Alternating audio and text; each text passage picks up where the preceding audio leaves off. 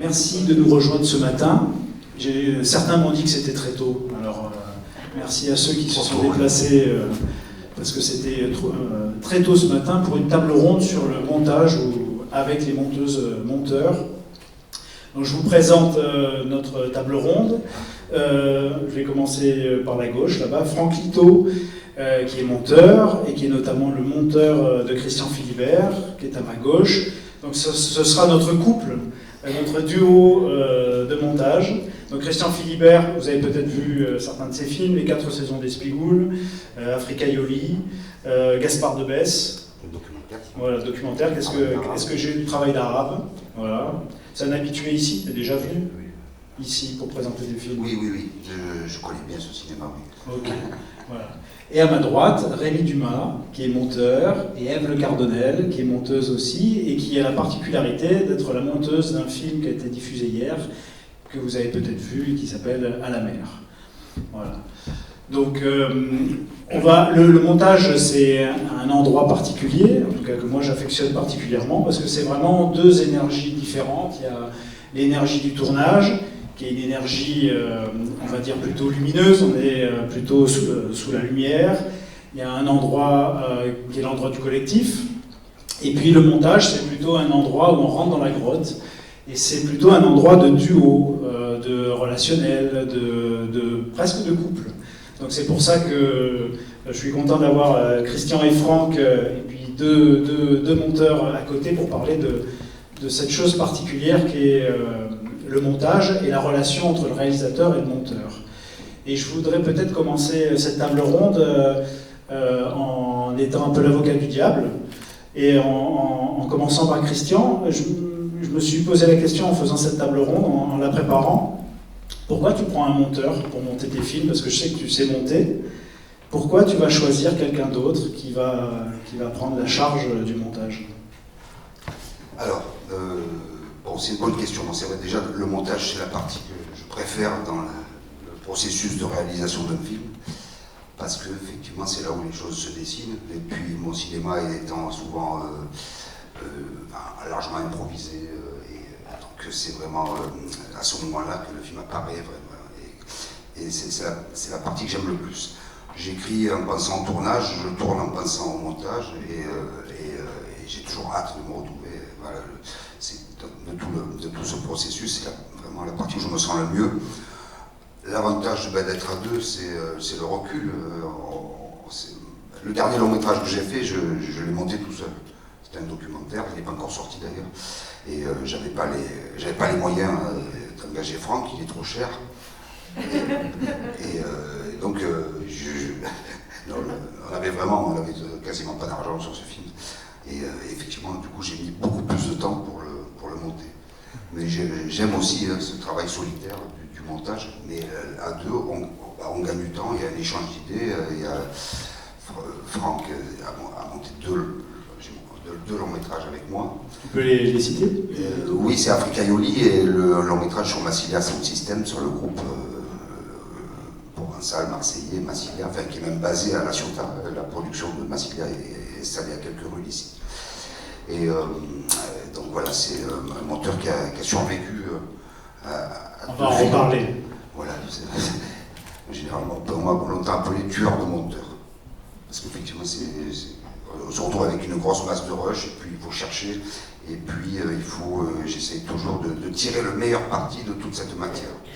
Et quand il y en a beaucoup comme ça, c'est forcément compliqué. On va reparler de la relation après.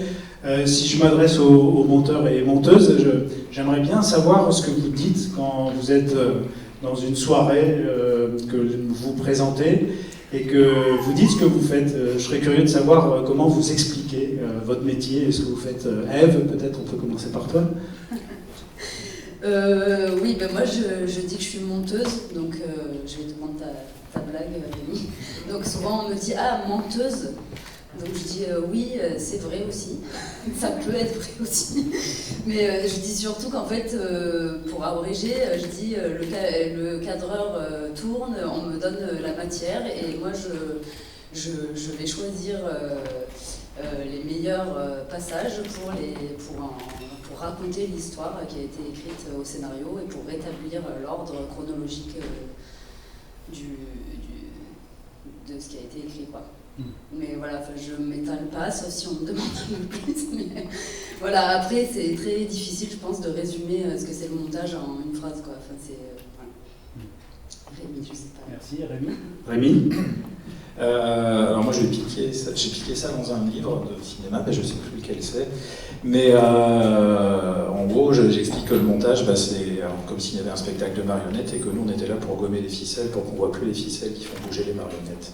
Et c'est une définition du montage que j'aime bien. C'est une parmi des millions, parce que chaque fois, je peux en parler de manière différente. C'est vrai que moi, je dis souvent que le montage, c'est surtout une assistance psychologique au réalisateur. Parce que les pauvres, ça fait des années qu'ils sont sur leur projet, qu'ils l'écrivent, qu'ils cherchent à le financer, qu'ils le tournent dans des conditions plus ou moins bonnes. Et pendant le dérochage, ils se reprennent un peu tout dans la gueule, tout ce qui n'a pas forcément marché comme ils voulaient. Et souvent, c'est dur pour eux. Et le monteur est là pour leur dire « Mais si, c'est super, c'est pas ce que tu voulais, mais ça va aller, on a trouvé quelque chose. » Voilà, en gros, ce que je peux dire du montage. Merci. Donc, en même temps, technicien, psychologue, assistante sociale, mère, confident. Ok. Et toi, Franck, qu'est-ce que tu dis? Moi, je dis pas que je fais du montage. C'est plus simple. Donc, tu prends l'option menteuse, menteur. Menteur, ouais. Ah, qu'est-ce que tu dis alors? Que je suis maçon ou quelque chose comme ça. D'accord. Et ça passe Ouais, ça passe très bien. Comment ça se fait que tu fais une ellipse comme ça, que tu mets de côté Je sais pas, je trouve que les gens ils ont un drôle de rapport au cinéma et t'as toujours l'impression de te vanter quand tu fais du cinéma, donc je sais pas. Ouais, je suis assez d'accord. Ouais. C'est comme si ça changeait du coup les rapports humains dès que tu dis ça. Et du coup, on se retrouve seul. Ok. Donc on pourrait rajouter en fait à tout ce qu'on a entendu la solitude du monteur. Est-ce que, par exemple, ça c'est quelque chose que vous vivez en tant que monteur quand vous travaillez sur un montage? Est-ce que votre expérience est plutôt on vous laisse faire, on vous offre un espace de créativité ou moi j'aime bien le mot ce grand ordinateur en parlant de Dieu. Quand on a cherché le mot ordinateur, on cherchait qui était Dieu pour créer. Moi, dans mon imaginaire, je pourrais imaginer que le monteur, c'est aussi quelque chose de l'ordre d'un grand ordinateur, d'un Dieu qui va créer une réalité associée au réalisateur. Est-ce que le réalisateur, dans vos expériences, il vous laisse une place, on va dire, de créativité et de liberté, de solitude? Oui, pas Dieu, mais plutôt. Non, l'histoire du couple est pas mal, quoi. Il y a un rapport affectif très fort qui se crée, quoi. Et qui des fois se défait à la fin du montage, des fois c'est un peu douloureux, mais non. Et voilà, quoi. On est un peu à son service et puis on prend du plaisir aussi à faire notre travail. Et vous deux? C'est vrai qu'on définit souvent le monteur comme un caméléon, mais en même temps c'est un caméléon qui a du caractère, parce que sinon ça n'a aucun intérêt de se mettre dans la couleur choisie par le réalisateur. Donc on accompagne, on propose, parfois il y a très peu de liberté et parfois il y en a plein. Moi je travaille beaucoup je fais beaucoup de documentaires pour la télévision et c'est des films qui sont écrits l'écriture elle sert uniquement à financer les films, mais derrière il faut réécrire le film au montage et là on a quand même beaucoup de liberté. Et voilà, après on est deux. Quand on parlait, quand tu disais j'aime pas dire que je suis monteur, c'est vrai que moi ce que j'aime pas c'est que dès qu'on dit qu'on est monteur, ils nous disent ah vous êtes des magiciens, vous sauvez les films. Non, on n'est pas des magiciens et on sauve pas les films. Il faut qu'il y ait un film, on peut pas inventer un film qui n'existe pas. S'il n'y a pas eu un tournage, s'il n'y a pas eu des belles choses au tournage, il n'y aura pas de bon film. Et le monteur ne va pas sauver le film. Après, on peut plus ou moins bien monter le film, c'est sûr. Mais malgré tout, c'est quand même le travail du tournage, le travail du réalisateur et de son équipe au tournage qui font qu'il y a une matière que nous on peut exploiter le mieux possible. Avant de te donner la parole, je voulais rajouter que j'ai fait un effort vestimentaire. J'ai un t-shirt qui dit monteur et j'ai hésité, du coup c'est pour rebondir avec ce que tu dis, j'ai hésité à mettre un t-shirt où il y avait écrit on le fera en post-production. Parce qu'en général, quand il y a des manques ou des carences sur un tournage, on dit t'inquiète, on va le faire en post-prod. dire, ça rejoint un peu ce que tu dis, c'est le sauveur, quoi. Et toi, Ève, ton expérience? Oui, je vais juste rebondir sur ça. En fait, moi, je dirais même que la base d'un film réussi, pour moi, c'est l'écriture. C'est-à-dire que souvent, quand on sent qu'il y a des lacunes dans le scénario, ça se retrouve au montage. C'est-à-dire que même si le tournage s'est très bien passé, qu'il y a tout ce qu'il faut et tout ça, et ben en général, on retrouve les mêmes lacunes au montage. Donc là, on essaye de retourner le film dans tous les sens pour que ça fonctionne au mieux, mais en général, c'est pas les meilleurs films, quoi. Donc moi, je sais que c'est quand je lis un scénario que je vois le film en le lisant et que quand je le monte, donc ça c'est un peu le cas des films que je monte avec David Boutin, c'est vraiment je lis le scénario, je vois le film, je monte le film et quand on regarde, c'est exactement ce que j'avais lu, quoi. Donc je trouve ça assez magique, et donc c'est pour ça que oui, on n'est pas magicien, c'est vraiment un travail collaboratif. Et après, ça dépend, pour moi, ça dépend des réalisateurs au niveau de la liberté. Ça dépend aussi si c'est une fiction ou un documentaire. Effectivement, en documentaire, on a quand même plus, disons qu'on écrit plus le film au montage, et en fiction, après, ça dépend des réals. Moi, j'ai des amis réalisateurs qui me font tellement confiance que c'est moi qui les appelle en leur disant est-ce que vous pourriez venir voir quand même ce que je fais, parce que là c'est en train de devenir mon film mais c'est pas l'idée, quoi. Donc voilà. Ça c'est très intéressant. Ah oui, c'est intéressant. Vas-y Christian. Oui, ça pose le problème des réalisateurs qui sont pas au montage. Et il y en a quelques-uns comme ça. Ça m'échappe complètement. Mais j'ai vu ça. Et toi, quelle place tu laisses à ton monteur? C'est-à-dire, est-ce que tu restes tout le temps derrière, ou est-ce que tu donnes des directions et tu t'en vas et tu reviens quand même? Quelle place, quelle liberté ou quelle créativité tu laisses à ton monteur? Alors dans le cas des deux films que j'ai fait avec Franck, on ne s'est pas vraiment appuyé sur le scénario parce qu'il n'avait pas, enfin il était mince, quoi, disons. Je crois même pas que tu aies lu le C'est une des particularités de Christian, hein, c'est que, et ce qui peut stresser aussi les équipes, oui, c'est qu'en fait il y a très peu de choses qui sont dans le marbre. Voilà. Alors, ici, il y a un film que j'ai fait avec un vrai scénario, c'est le travail d'arabe, mais je ne l'ai pas respecté. Un peu au début, puis après j'ai dit non, ce que j'aime, c'est je cherche l'authenticité, et c'est vrai que j'ai besoin de laisser les acteurs improviser pour ça, et puis souvent ça m'entraîne ailleurs que là où j'avais prévu. Mais c'est ce qui m'intéresse. J'aime pas l'idée de tout d'écrire des dialogues et d'entendre les acteurs me répéter des dialogues. Non, en fait, je laisse cette vie s'installer. Et après, forcément, c'est un peu au montage qu'on le paye, parce que ce qui n'est pas écrit en amont, doit s'écrire après, au montage. Et ça, c'est vraiment très intéressant, parce que c'est les deux, on parle de deux extrêmes, c'est-à-dire j'ai un projet, j'écris beaucoup et je réalise exactement ce que j'avais prévu, et à l'extrême, c'est le film s'écrit au moment où on appuie sur la caméra et on se met en montage. Donc chaque réalisateur va se positionner un peu plus ou un peu moins dans un sens. Tu m'as pas répondu par rapport, en fait, avant de donner la parole à Franck, tu m'as pas répondu sur la liberté que tu lui donnes à lui. Je pense que je suis quand même assez présent au montage, mais de temps en temps c'est bien de parle de ton expérience, on va voir si c'est vrai. Après, parce que toi tu vis. Comme je le ressens, hein, j'ai l'impression que je suis quand même tout le temps un peu là, et des fois c'est bien de disparaître pendant 24 heures, 48 heures, et puis de voir les propositions. Quand vraiment il y a de la matière, des fois il faut couper, il y a des choses qui sont trop longues, et en tant que réalisateur on a du mal à ça, ou alors ça prend un temps fou. Et donc les propositions que va me faire Franck, de suite, je vais avoir du recul et je vais dire voilà, c'est tout à fait les bons choix. Si je vois que j'oublie la matière qui a disparu, qui a été coupée, sinon si je suis hanté par un plan, on me dit ça me manque, bon, là on va en parler. Et puis souvent je me dis finalement ça me manque pas ce qu'il a coupé. Et c'est comme ça qu'on gagne du temps. Donc je sais pas, tu confirmes. On peut voir avec Franck quelle est sa sensation.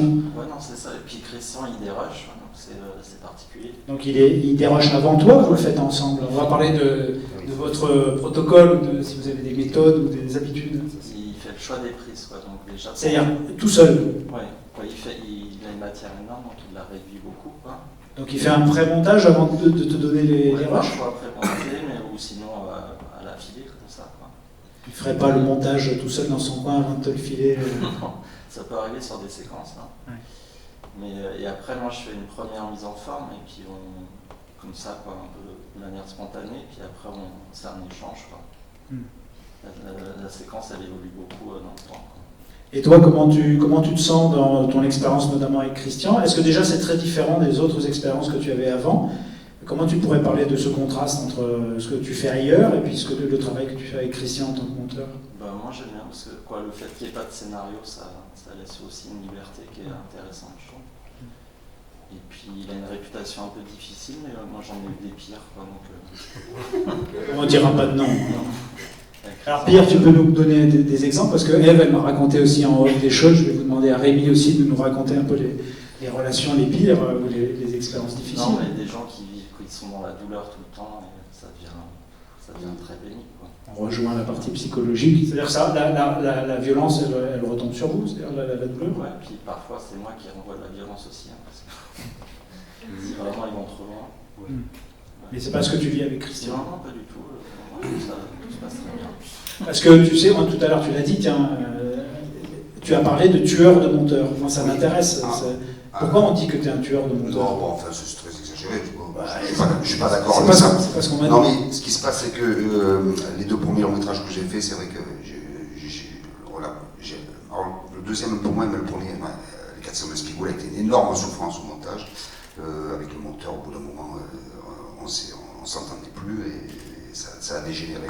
Sur le deuxième, il était plus écrit, donc ça a été quand même un peu plus simple. Est-ce que tu sais pourquoi ça a dégénéré? Parce que ça l'a mis en insécurité, le fait que ça ne soit pas écrit? Bon, c'est quelqu'un qui voulait lui-même réaliser et puis de monter le film de quelqu'un d'autre. Une bataille de territoire. Voilà, c'était un très bon monteur, mais bon, nerveusement, comme ça a été long, il a fini un peu par craquer. Sur le travail d'arabe, là où j'ai souffert, c'est que comme on était dans une production plus classique, il fallait vite, il fallait que le montage se fasse vite. Le montage a démarré avant que je déroche.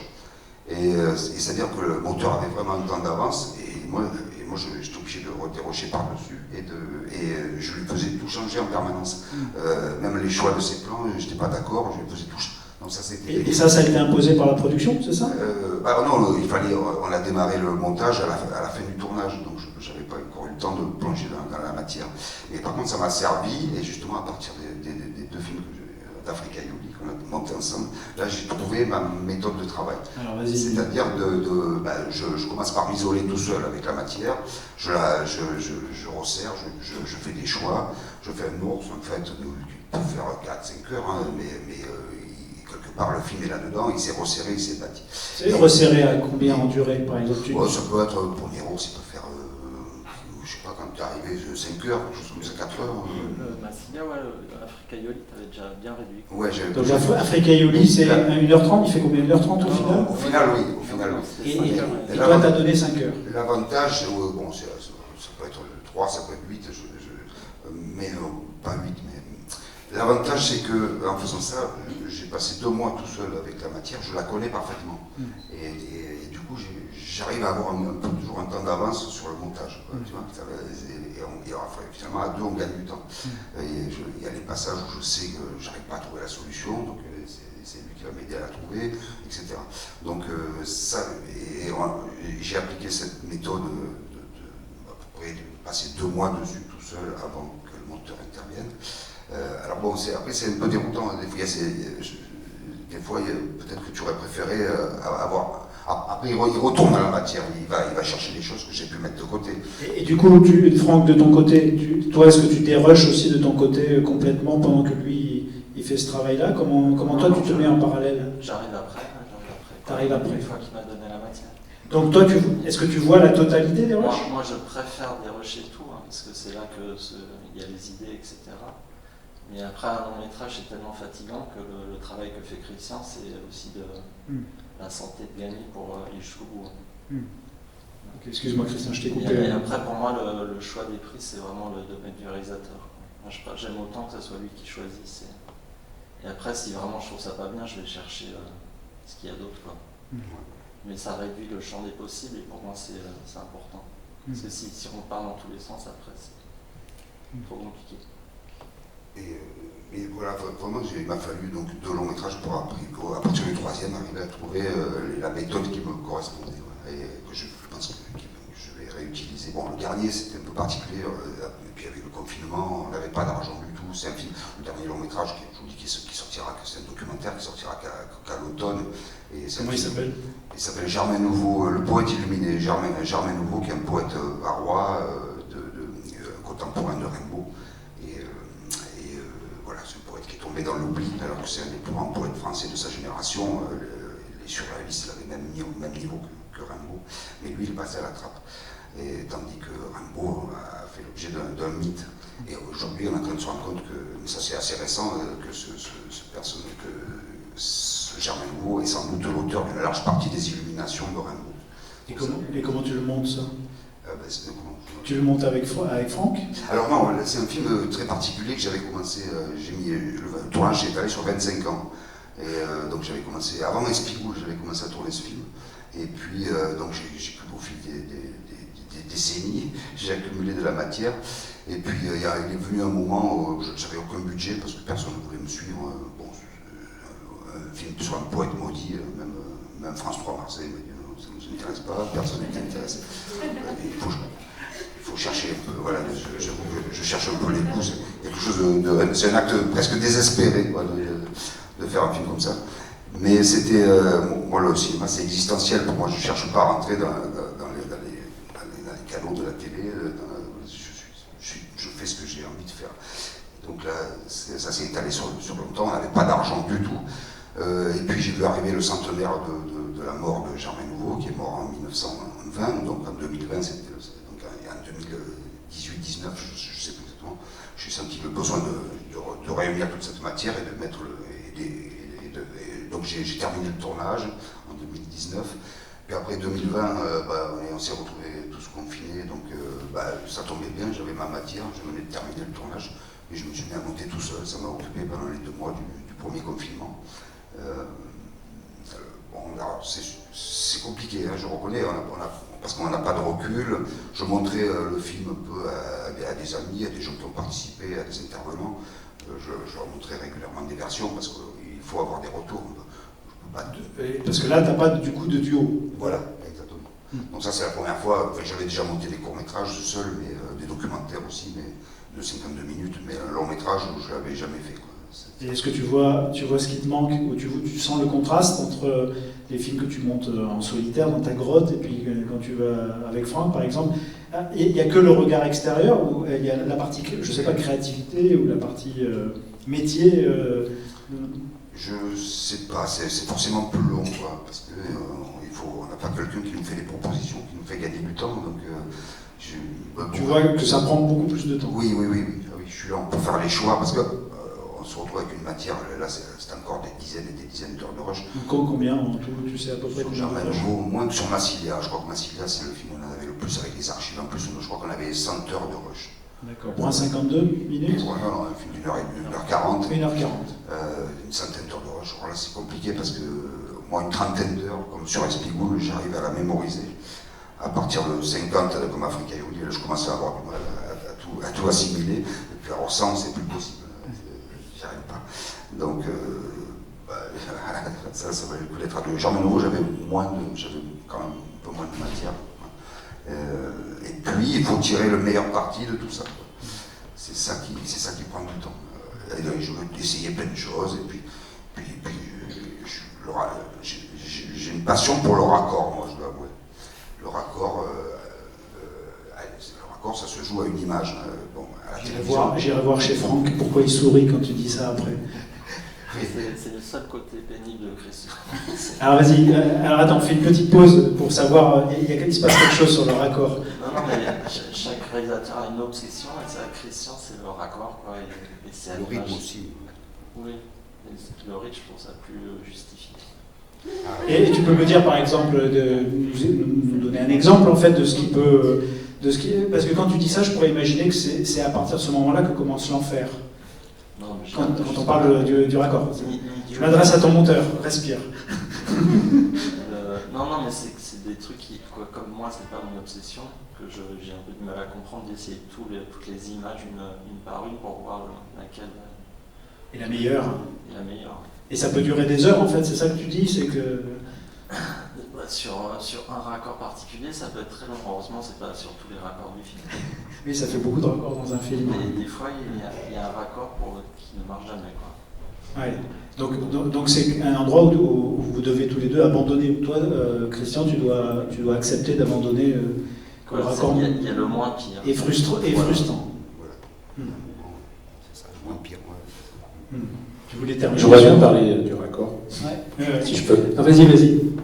Non, mais c'est vrai que quand on parlait c'est pas des préjugés sur le métier de monteur, c'est vrai que dans la culture, les gens parlent beaucoup de raccord et moi je suis un peu comme Franck, au bout d'un moment. Enfin, moi, il y a certains réalisateurs avec qui je travaille, je leur dis avec toi, j'aimerais faire la structure et laisser quelqu'un d'autre faire les raccords parce que je me suis épuisé sur trouver la structure, le rythme et tout, et après tout repasser plus ou moins une image et tout. Moi, j'en peux plus. Enfin, Et effectivement, au bout d'un moment, oui, tu veux plus une image, ben, je te la mets, il n'y a pas de problème. Mais moi, c'est pas ma sensibilité, c'est pas mon job. Moi, je suis beaucoup plus là pour effectivement trouver une structure, trouver un rythme. Et bon, le raccord, c'est un débat éternel, et effectivement, c'est tellement subjectif que ça dépend même, je pense, physiquement de notre capacité à ressentir le raccord. On dit que le monteur voit une image, que le public lambda voit 5 images. Je ne sais pas ce qui est vrai, ce qui est faux là-dedans. En tout cas, il voit des choses différentes. Oui, c'est sûr que nous, plus on travaille, plus on s'accroche aux moindres petites erreurs. Mais c'est vrai que moi, mon métier ne se définit pas par le raccord à l'image près. C'est pas ce que je ressens. Et juste sur tueur de monteur, parce que je vois c'est écrit là. Il y a quelque chose de très amusant là-dedans, parce que moi, ça m'arrive, et vous aussi, et j'ai travaillé avec telle personne, il dit il est horrible et tout, et puis tu montes le film avec lui, ça se passe super bien. C'est vraiment des couples, c'est vraiment des C'est ça, donc c'est la partie relationnelle. C'est vraiment des sensibilités, des fois ça marche, des fois ça marche pas. Nous, on est, depuis quelques années, on passe régulièrement des castings de monteurs. Et tu peux nous en parler parce que des castings de monteurs un peu et qu'est-ce qu'ils vont faire? Je vais y arriver. Alors là, ils vous font du saut de haie, de montage. On boit un café en général. Ouais, on boit un café et à la fin, quelques jours après, on reçoit un texto. Bon, désolé, j'ai travaillé avec quelqu'un d'autre. Ok, alors si je comprends bien, les castings de monteurs, c'est pas sur vos compétences métiers, c'est sur la partie relationnelle. Alors moi, j'en ai aucune idée. Hein. Je sais pas comment ils décident. Parfois, je trouve que c'est un peu trop. En fait, c'est beaucoup des histoires d'argent, d'aide en région. Il faut prendre un monteur en région, mais finalement, ça ne nous plaît pas. On va prendre un Parisien parce que Paris, c'est tellement mieux. Mais c'est vrai que dans les castings, il y a des fois où moi aussi, je me dis, j'espère qu'il ne va pas me prendre parce que je pense que ça ne marchera pas entre nous. Et comment ça se passe? Il y a le réal qui est là et vous changez pendant un petit moment. Alors vraiment, c'est totalement informel. Souvent, moi, je me dis, ça s'est bien passé quand on a parlé de tout sauf de cinéma, qu'on a parlé de la vie. Et dit, bon, ben, en fait, c'est ça aussi. Hein, je pense que c'est important de choisir un monteur avec qui on peut parler d'autres choses pendant la durée du montage. Parce que moi, j'ai des réalisateurs, enfin, ça m'est arrivé d'avoir des réalisateurs avec qui on n'a rien à se dire en dehors du film et que quand on déjeune ensemble, on se regarde dans le blanc des yeux. C'est pas très agréable hein, pour un film. Oui. Voilà, donc effectivement, il y a vraiment, enfin, voilà, Ève, moi, avec le même réalisateur, on ne travaillera pas de la même manière, et quelqu'un va dire il est horrible, quelqu'un va dire ça se passe très bien, il n'y a pas de tueur de monteur, ça n'existe pas, c'est juste que, effectivement, comme il expliquait, il faut aussi trouver sa méthode, il faut aussi trouver la manière, enfin moi il y a des réalisateurs avec qui je travaille, enfin une réalisatrice par exemple avec qui je travaille depuis très longtemps, il a fallu aussi du temps pour qu'on comprenne comment on fonctionnait. Et elle est tout le temps là, mais elle a une capacité à ne pas être là en étant là. C'est-à-dire que si elle sait que j'ai des choses à faire, elle va être là, faire autre chose, à penser à autre chose. Et quand je lui dis, bon, bah, je te montre, elle se reconnecte et on en parle. Inversement, il y a des réalisateurs qui ne peuvent pas faire ça. Donc là, ça va être dès qu'on choisit un plan pour l'essayer. Ah, mais t'es sûr? J'essaye, calme-toi, tout va bien. Là, effectivement, on lui dit, va fumer une clope, va faire une course, va faire un footing. Et est-ce que tu as la place pour lui dire, bah là, j'aimerais bien être tranquille pendant une heure? Ah bah il faut le dire. Il faut le dire, parce que sinon, effectivement, si chaque choix de plan est une souffrance pour le réalisateur parce qu'il estime que c'est pas le bon, qu'il faut pas l'essayer, qu'il faut pas prendre celui-là, qu'il faut prendre l'autre, on n'avance pas, ça marche pas. Donc. Mais en général, moi ça m'est arrivé que les réalisateurs disent bon, il faut que je parte, là, je vois bien que je t'empêche de travailler, il faut que je parte. Moi sur le dernier cours que j'ai monté, il y avait un peu la scène angulaire du film qui était autour d'une partie de foot qui dégénère en bagarre générale et qui angoissait énormément le réalisateur. Et il se trouve qu'une après-midi, il a dû partir pour raison familiale, de grève d'école et autres. Du coup, je me suis dit, tiens, je vais en profiter, je vais faire la maquette de cette scène.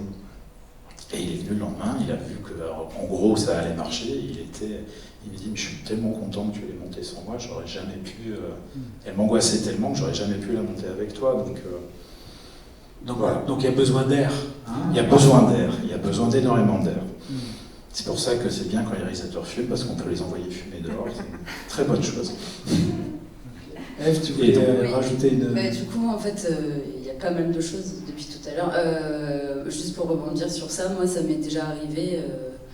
En fait, le truc, c'est que quand les réalisateurs sont angoissés, et ça m'est déjà arrivé avec 2 réalisateurs avec qui j'avais jamais travaillé. Donc en fait, j'avais passé un casting de réalisateurs et de monteurs. Et il se trouve que le feeling était bien passé. Et du coup, c'est moi qui ai monté le film. Sauf que moi, je pense qu'il y a quand même tout qui est basé sur la confiance. Et donc souvent, les réalisateurs étouffants, c'est ceux qui n'ont pas totalement confiance en leur monteur, mais ni en eux, je pense aussi. Et donc du coup, moi, ça m'est déjà arrivé à 2 reprises carrément de dire au réalisateur, excuse-moi, est-ce que tu peux ne pas venir demain, en fait? J'ai besoin d'avancer. Enfin, là, en fait, il y a un moment, nous, on a aussi nos stress, nos problèmes à gérer, techniques et autres, et en fait, ça empêche de réfléchir, quoi. Donc, il y a un moment, si on ne s'impose pas, si on ne demande pas les choses, il faut être un peu diplomate, etc. Et en même temps prendre sa place. Ben oui, parce que sinon, on a envie de dire, tiens, je te laisse le truc, et puis moi, je vais fumer, moi, je m'en vais, et puis quand tu as fini ta crise d'angoisse, tu me rappelles, quoi. C'est un peu, voilà. Donc, c'est pour ça qu'il faut vraiment pas hésiter à s'imposer. Mais pour les anecdotes, après, moi, ça m'arrive quand même plutôt rarement, j'ai plutôt des bonnes relations avec les réalisateurs avec qui je travaille. Et donc David Boutin, le fameux réalisateur de À la mer, sur son précédent film Boomerang qu'on a monté. Qui est passé ici. Et qui a eu le prix du jury, je crois. On était dans la boîte de prod, on faisait que rire, on avait des fous rires en permanence, à tel point que le producteur qui était dans le bureau au fond est venu en disant « Putain, je ferme toutes les portes parce qu'on n'en peut plus de vous entendre !» Mais on a quand même réussi à travailler, mais du coup c'est super parce qu'en fait voilà, on parle de tout et n'importe quoi, ou alors je sais pas, on voit un rush et on fait une blague et ça reste la blague jusqu'à la fin du montage, et du coup, et c'est 10 fois mieux de travailler comme ça, quoi. Et en fait, c'est vraiment, pour moi, c'est vraiment basé sur l'être humain, sur le feeling.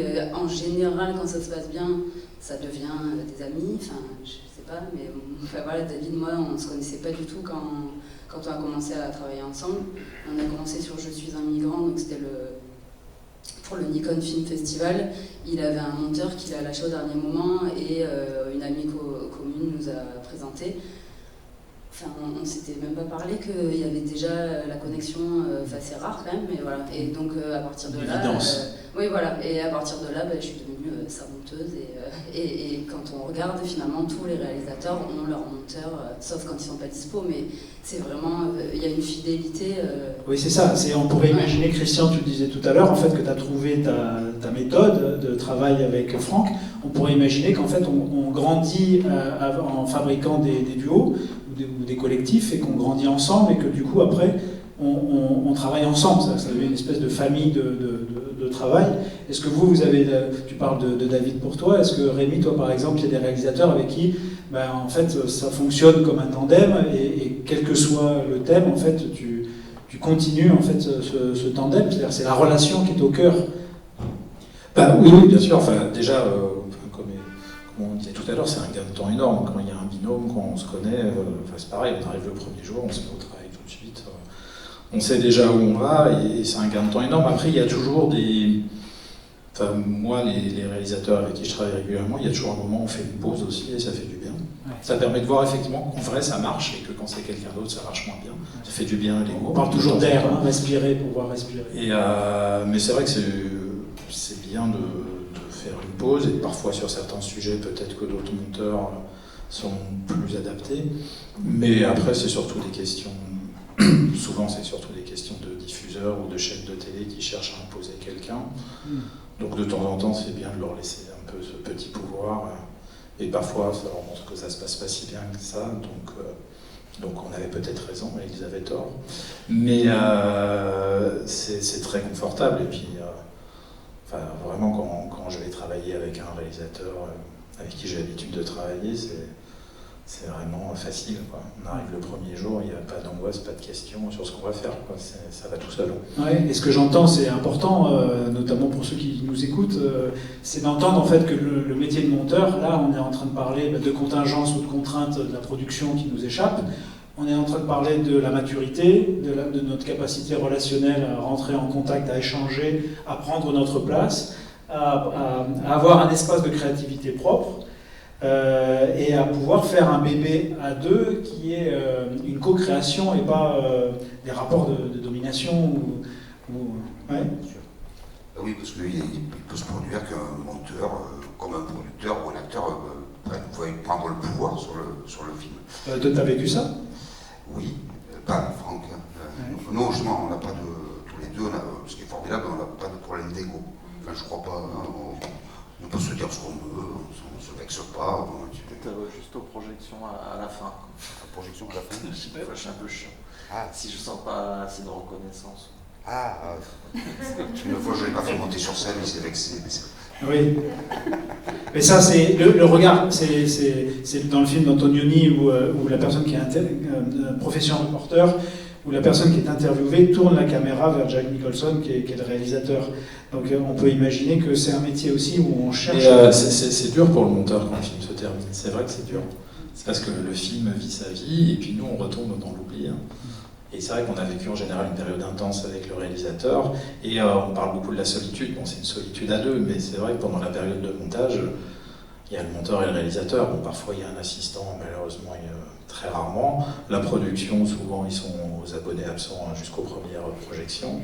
Les diffuseurs, après ils sont là, ils sont pas là. Mais c'est vrai que nous, on se sent tellement impliqués dans le film qu'on est en train de monter, on est tellement investis. Quand il commence à vivre sa vie et qu'effectivement, nous, on est dans l'ombre derrière, il y a toujours un petit moment, il y a un baby blues. Ouais, c'est ça, un petit baby blues. Que ce soit vexant de ne pas monter sur le mais ça, il y a un truc très intéressant par rapport à ça. C'est surtout qu'on n'est pas en équipe, nous. Enfin, c'est sûr que sur le plateau, ils sont en équipe. Et puis, il y a c'est ce qu'on dit toujours, il y a des fêtes de fin de tournage. On va faire une fête de fin de montage, on est deux. C'est la fête.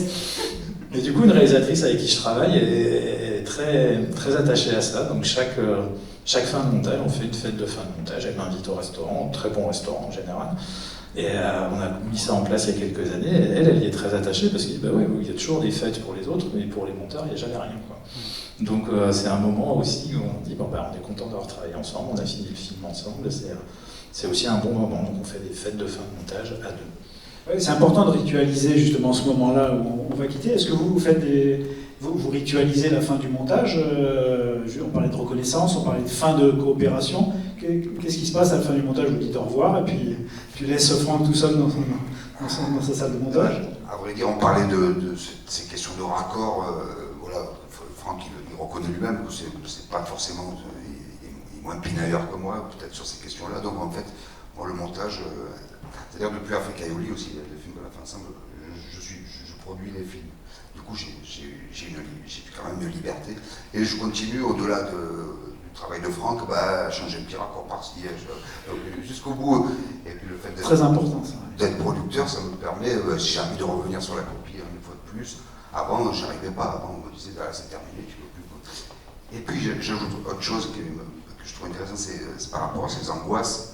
Et moi, je sais que depuis que j'ai appris à monter, je ne crois pas avoir été trop angoissé avec toi.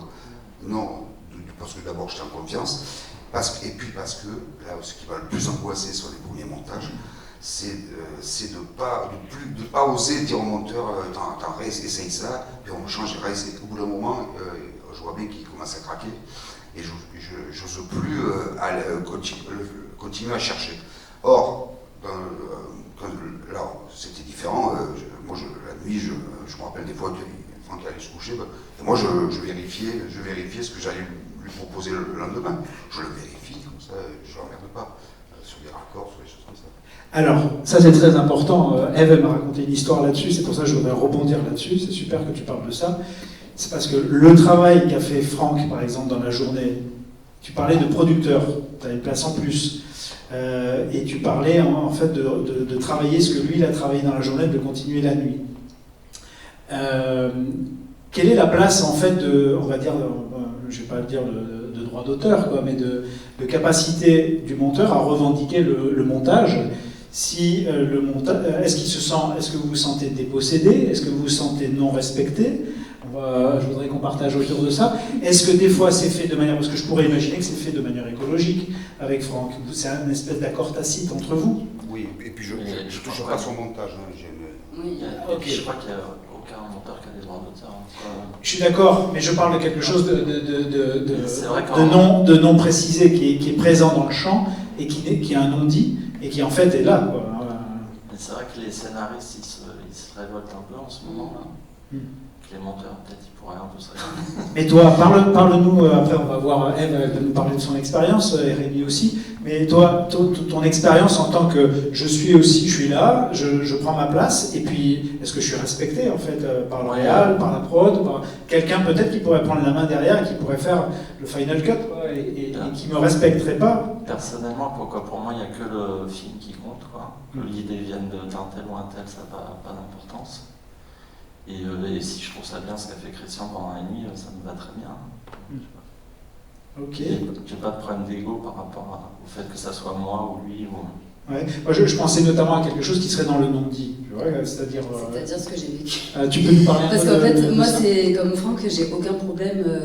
Déjà, on est tous là pour le film, on sait que c'est pas notre film. Au service du film. Voilà, et du coup, et justement, enfin, comme on dit depuis tout à l'heure, si on a un ego trop développé, en général, ça passe pas, quoi.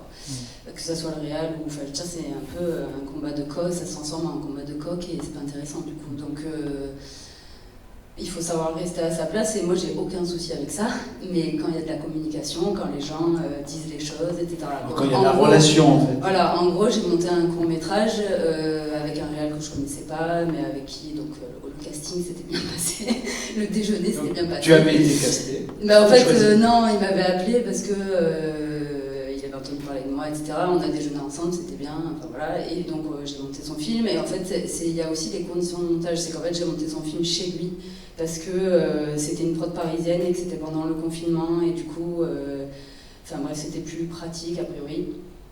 Déjà, moi à chaque fois que j'ai fait ce genre d'expérience, ça se passe pas très bien, parce qu'en fait, soit que les réals viennent chez moi, soit que je vais chez eux, en fait il y a un cadre qui est... On déborde le cadre. Ouais, voilà, je sais que je préfère monter dans des endroits faits pour ça. À part si c'est un ami, et dans ce cas on se connaît très bien, mais voilà.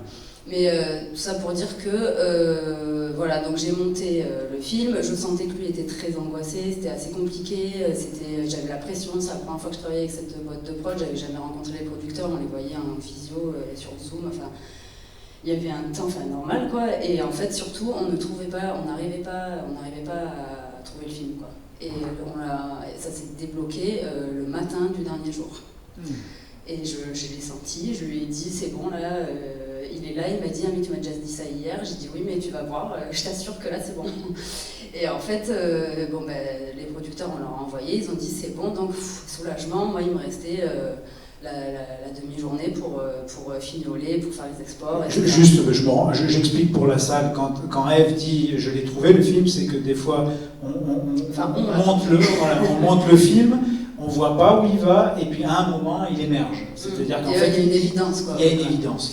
Et cette évidence, des fois, elle est très difficile à trouver. Voilà. Et en fait, le truc, c'est que ça avait été assez difficile parce que, comme c'était chez lui, il y avait sa femme qui était dans les parages, et en fait, elle venait de temps en temps, et il se trouve qu'elle fait aussi un peu de montage, et du coup, elle passait et elle donnait son avis. Donc, très bien, moi j'entendais, mais j'avais le mien d'avis, et puis c'était moi qui montais le film a priori. Donc voilà, et sauf que lui, tous les matins, il me disait, j'ai montré le film, la version à ma femme, elle a dit que. Donc en fait, moi petit à petit, ça commençait un peu à me. Voilà, mais ok, très bien, elle a dit que, mais faisons ce que toi tu penses. Voilà. Donc on a cherché. Pas de problème, enfin, je veux dire, c'était leur cuisine à eux, enfin voilà. Et le film se termine, et en fait pendant des mois, je n'ai pas de nouvelles. Donc arrivé au mois de janvier, tant qu'on a fini en septembre, et arrivé au mois de janvier, j'avais pas de nouvelles. Du coup, j'appelle, il me répond pas, j'envoie un texto, il me répond pas. Donc je sens qu'il y a un truc bizarre. Et ça, c'est un truc aussi, je pense qu'on le ressent tous, c'est juste un truc de communication, quoi. C'est pas, voilà. C'est pas commun, en général ça se passe bien, après on va boire un coup, enfin, voilà, on fait la fin du montage, on se connaît un peu tous plus ou moins, voilà, là je sentais qu'il y avait un truc bizarre. Et bref, au bout d'un moment j'appelle la prod qui me dit ah bah oui justement je t'envoie la version, là on vient de finir, machin, et en fait je découvre au générique que j'étais en co-montage avec la femme. Donc ça fait un peu, genre, ça, en fait, si on m'avait prévenu, s'il m'avait dit, on a fait des retouches, machin, parce qu'il y avait a priori pas d'argent en plus, etc. Enfin, je dirais, après, ça ne me regarde même pas, quoi, c'est très bien. On en revient à la relation et à la clarification. J'aurais juste aimé le savoir avant de découvrir le générique, quoi. Et après, voilà, enfin, je veux dire, ça m'a un peu fait du mal une journée, et puis ça s'est réglé, enfin, je veux dire, après, c'est bon, je passe à autre chose, quoi. Mais du coup, je me suis dit, je suis pas sûre qu'on retravaille ensemble, quoi. Moi, travailler dans ce genre de conditions, ça me... Donc c'est ça aussi, c'est qu'on est choisi, mais en même temps, on peut aussi choisir de ne pas monter avec un réalisateur, quoi. C'est un choix dans les deux sens, quoi. C'est un casting dans les deux sens, on est d'accord. Super. Et Rémi, tu veux parler un peu là-dessus? Alors moi j'ai plein d'exemples, hein, mais c'est vrai que ça m'est arrivé sur un film, un docu-fiction un peu, bon pareil, autoproduit, un peu expérimental. Et on était assez bloqué sur le montage.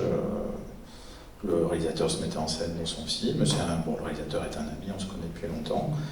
Et on a fait une pause, et c'est lui qui a trouvé la solution tout seul pendant cette pause, en essayant des choses comme ça, mais sans... un peu comme Christian, sans dire je monte le film, juste j'essaye des choses. Il a enlevé des choses, il a remis d'autres. Et au bout d'un moment, on devait retravailler ensemble, il m'a dit regarde, j'ai fait des choses, j'ai l'impression que c'est ce qu'il faut essayer, que c'est une bonne piste. On a regardé, il dit ouais, c'est ça, ça marche. Il y a encore plein de choses à revoir, mais voilà, il a débloqué tout seul dans sa chambre. Et après, on a retravaillé ensemble et on a fini le film ensemble. Et jamais il m'a dit je me mets comme monteur au générique. Hein. Ça s'est fait tout seul et ça s'est passé très bien. Enfin, il n'y avait vraiment pas de... C'est ce qu'il fallait faire, c'était un film personnel, ça il parlait que de lui, et il se mettait en scène. Bon, il y a un moment, c'était des questions entre lui et lui, peut-être que moi je ne pouvais pas trouver la solution à sa place, mais ça n'a posé aucun problème, ni à lui, ni à moi, et c'était effectivement la meilleure solution. Après, c'est sûr que moi j'ai aussi connu des producteurs qui visionnent la nuit, qui refusent de visionner avec moi. Je ne sais pas pourquoi, et du coup, le lendemain matin, on me dit on a regardé, ça va pas, ça va, on pourra en parler. Non, non, tu trouves des solutions. Ça, c'est très désagréable, mais il y a des gens qui préfèrent travailler comme ça, je ne sais pas, c'est assez particulier. Je veux bien rebondir aussi, je ne sais pas si ça vous est arrivé à vous, moi ça m'est arrivé à plusieurs reprises d'être entre le producteur et le réalisateur, ça c'est horrible. Tiraillé, c'est-à-dire en fait, il y a carrément sur un film, un court-métrage que je montais qui se passait plutôt bien, il y avait la productrice qui m'appelait le matin quand j'allais au montage pour me dire s'il te plaît, je l'ai appelé mais il veut rien entendre, s'il te plaît, appuie dans ce sens-là, et en fait c'est horrible quoi, on se retrouve... je sais pas, après on essaye de trouver une solution à mi-chemin, mais du coup on se rend compte qu'en fait c'est vraiment entre eux le problème et que nous on se retrouve en sandwich entre deux choses qui nous concernent pas quoi. C'est hyper compliqué. Et aussi quand on travaille avec un binôme de réalisateurs, ça m'est déjà arrivé. Il y en a un qui dit blanc, l'autre il dit noir. Au bout d'un moment on est là, bon en fait vous discutez puis après je monte parce qu'en fait c'est pas possible quoi. Donc, oui, sur l'exemple quand on est entre le producteur et le réalisateur, c'est pour moi le monteur est toujours du côté du réalisateur. On est ensemble dans la salle de montage, on fait le film ensemble. Après, c'est vrai que c'est horrible. Moi, ça m'est arrivé aussi, enfin, surtout sur des montages où j'avais aucune vraiment relation avec le producteur, et tout à coup, il se met à me faire des apartés. Il faut que tu arrives à lui faire ça, il faut que tu arrives à ce qu'il change ça. C'est un peu, attends, on est ensemble dans la salle de montage, on va le faire ensemble. Je vais pas essayer de l'influencer en douce. Il faut choisir entre papa et maman, quoi. Oh non, c'est naturel. Enfin, après, il se peut que le producteur ait raison, ça arrive. Hein, c'est pas que des méchants, les producteurs, il y en a des biens. Après, si on se dit, il a raison, je lui dis, ouais, je vais lui expliquer et on va essayer d'arriver ensemble. Mais on n'est pas là pour manipuler le réalisateur et pour essayer de le faire changer d'avis. Si le réalisateur n'est pas content, le montage est raté. Hein, et là-dessus, on fait le film du réalisateur, il faut être honnête. Et moi, au bout d'un moment, le réalisateur a toujours raison. C'est-à-dire, s'il y a un moment, tous les jours, il me dit, je veux qu'on fasse cette scène comme ça, que nous on dit non, plutôt comme ça, plutôt comme ça. Bon, si c'est la scène, il la veut comme ça, il a raison. Et puis parfois, à la fin, on voit qu'il avait raison. On ne sait pas pourquoi, mais il avait raison. Du coup, tu as résolu le problème, toi, tu es devenu réalisateur et producteur de tes longs. Oui, voilà. C'est plus simple. Donc du coup, pour Franck, c'est plus facile, ou à moins que tu sois schizophrène et que tu t'engueules toi-même, ça résout le problème. Non, moi, là où je souffre un peu parfois, c'est j'ai une telle passion pour le montage, j'ai tellement hâte d'y arriver, et puis j'aime tellement ça, parce qu'il y a un truc chez les monteurs, que j'ai observé, c'est que ce sont des gens qui ont besoin de manger et de dormir. Alors, ça ralentit la production. Exactement, voilà. Et moi, 8 heures de montage, ça passe trop vite. Moins 4 de plus, donc alors, le fait de mettre les mains dedans, après, ça me permet. Quand Franck se couchait, moi je travaillais quelques heures, et puis souvent je lui laissais des notes, un petit peu. Moi je me mets dormir le matin.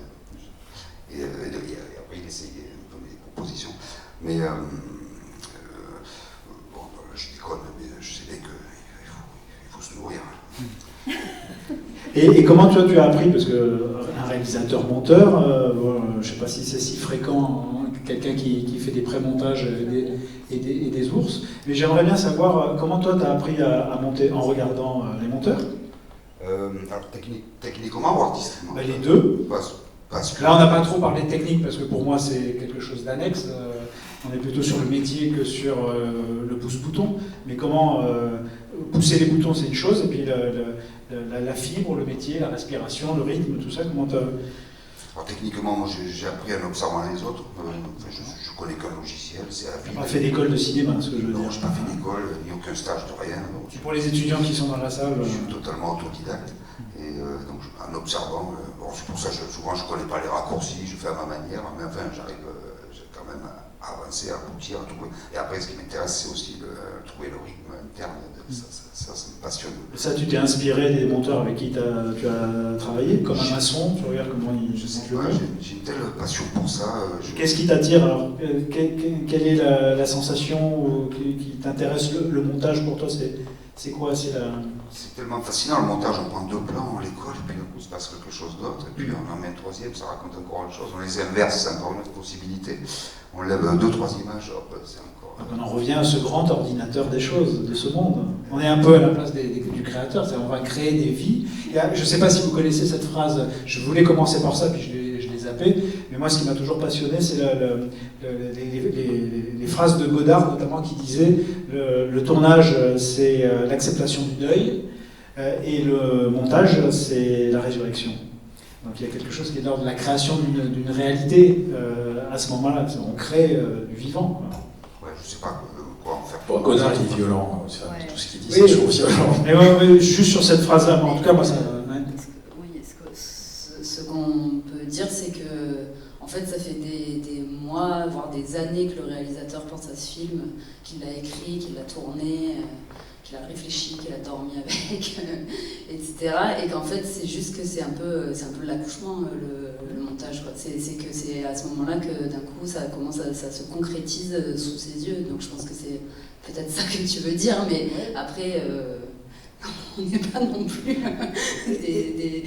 des grands créateurs artistiquement, c'est tout à l'heure on disait on le cherche, en fait c'est comme un accouchement, c'est-à-dire on cherche des fois le film inné par par voie naturelle, c'est facile, et puis des fois il faut des forceps, et puis des fois il ne sort pas, et puis tout à l'heure tu disais, on le projette, il manque du son, il manque, et c'est par césarienne. Toi, comment tu as appris, toi, par exemple, le montage? Le montage, j'ai fait un bac option cinéma, et donc j'ai appris assez tôt, on va dire, puis après, en fait, j'ai fait une formation professionnelle qui était polyvalente, mais je savais déjà que je voulais faire du montage parce que j'avais fait un stage au Film du Soleil en sortant du bac et qu'on m'avait proposé montage et production et j'ai commencé par la production et là je me disais mais qu'est-ce que c'est que ce travail qui me plaît pas du tout et en fait il se trouve que le monteur il était intermittent et du coup c'était une semaine où il bossait pas donc il m'a laissé des rushs et il m'a dit donc je l'avais observé quand même pendant une semaine. J'ai pris des notes, posé des questions, etc. Et en fait, il m'a laissé le banc de montage et donc j'ai mis les mains dedans toute seule et j'ai vraiment eu une révélation, quoi. C'est-à-dire que j'ai monté quelque chose et je me suis dit mais c'est ça que je veux faire et ça fait 20 ans cette année. Donc vraiment, et pour moi le montage c'est vraiment le puits sans fond, quoi. C'est-à-dire que j'en ai toujours pas marre, je suis toujours en train d'apprendre des choses, il y a des formats infinis. Enfin, d'ailleurs, on peut ne jamais finir un film aussi, si on veut, sur les raccords, si on pinaille. Moi, je suis un peu plus pinailleuse a priori que les deux garçons sur les raccords. J'aime bien passer un peu de temps. Hein. Voilà, mais enfin voilà, c'est vraiment... je pense qu'il faut être passionné et que c'est ça qui ressort dans le moment du montage et qu'on donne aussi au réalisateur, quoi. Enfin, c'est l'investissement et la passion pour le cinéma avant tout, enfin, je pense. Et toi Rémi, comment t'es venu toi au montage? Alors moi c'est un peu le geste artisanal. En fait moi j'ai grandi dans le territoire de Belfort, très loin d'ici, dans une contrée sauvage et froide. Et donc c'est un département qui est très dynamique au niveau culturel, qui est un festival de cinéma qui s'appelle Entrevue. Et il y avait un réseau en fait de cinéma itinérant, et donc à 16 ans je suis devenu projectionniste dans ce réseau, avec un projecteur 35 mm Buis Botati, fabriqué à Lyon, artisanalement, par une famille. Ils ont arrêté malheureusement, ils ont fait faillite avec le numérique.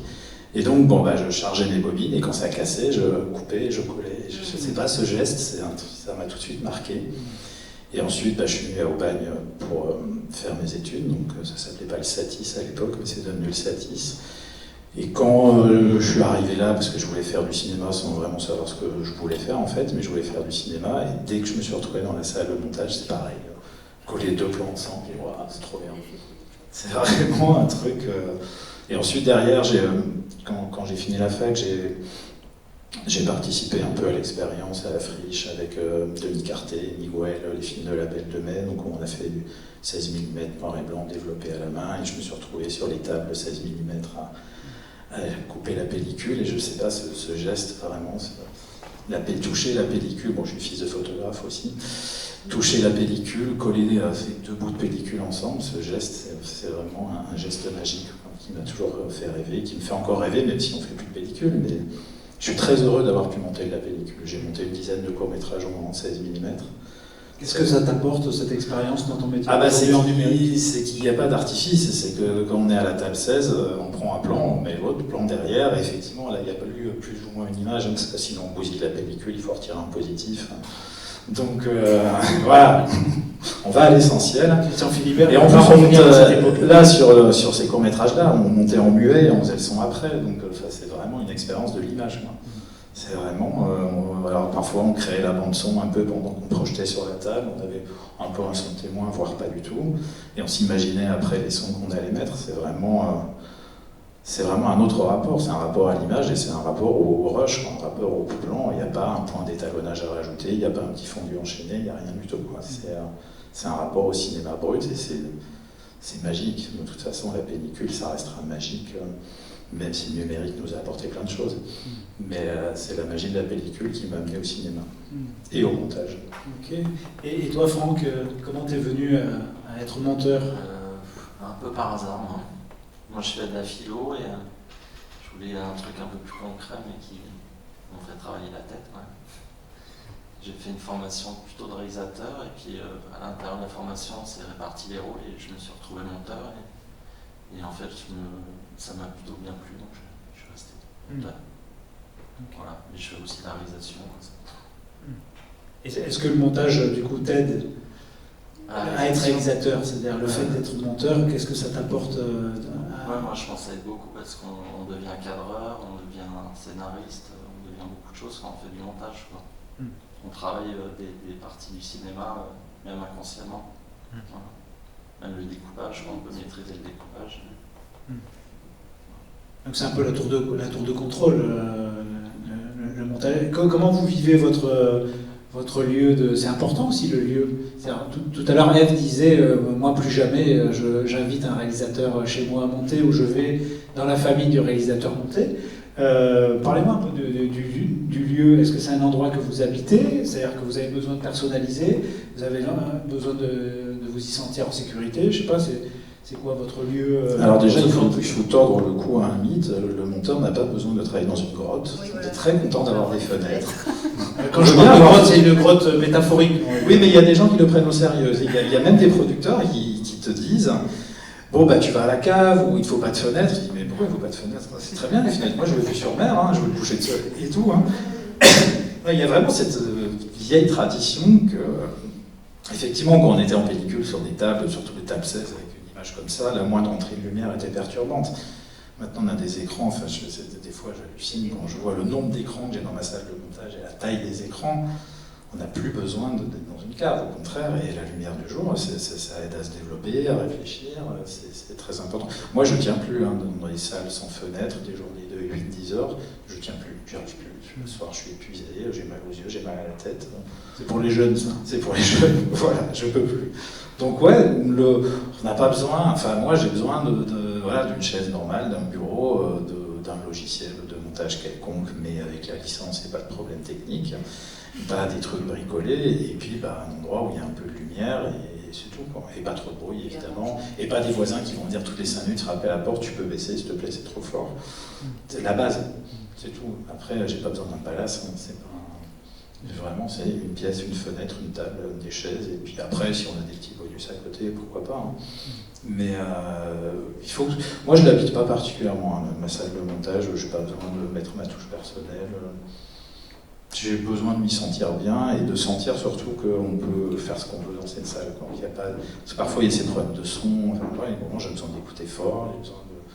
Quand je suis en train de chercher un plan, je fais du bruit. Hein, voilà. Si je dois baisser le son parce que le voisin n'est pas content, c'est quelque chose qui me perturbe trop. Donc j'ai besoin de sentir qu'on est effectivement isolé du reste du monde pour pouvoir travailler sans gêner personne et sans que personne ne vienne nous déranger. Est-ce que ça fait partie, par exemple, de la discussion quand vous faites votre fameux... Après, je te demanderai si tu as fait des castings de monteurs, mais quand vous faites un casting, quand vous discutez avec non, parce que où est-ce que vous allez monter? Le casting, il se fait avec le réalisateur, et après, c'est avec la production. Parce que si quelqu'un t'amène son ordinateur portable en disant voilà, j'ai ça un premier craqué. À Marseille, c'est un peu de crainte parfois. Il y a toujours un moment où on se dit tiens, quand on va poser la question comment on travaille, où on avec travaille. un disque dur de la Fnac. On a toujours un peu une petite angoisse de la blague. Ah oui, vous voulez qu'on travaille comme ça? Donc il y a eu un peu la grande époque, l'arrivée du numérique avec le format DV et les premières versions de Final Cut qui ont quand même révolutionné la manière de travailler, surtout en province. C'est sûr que là, on a eu... Enfin, moi, j'ai eu des propositions assez hallucinantes. Travailler dans la cave d'un restaurant, sur un tout petit ordi, enfin, voilà. On retrouve la cave. Ouais, voilà, d'un restaurant à côté du congélateur. Donc, ouais, j'ai eu des propositions assez hallucinantes à l'époque où on pouvait vraiment monter sur un peu n'importe quoi.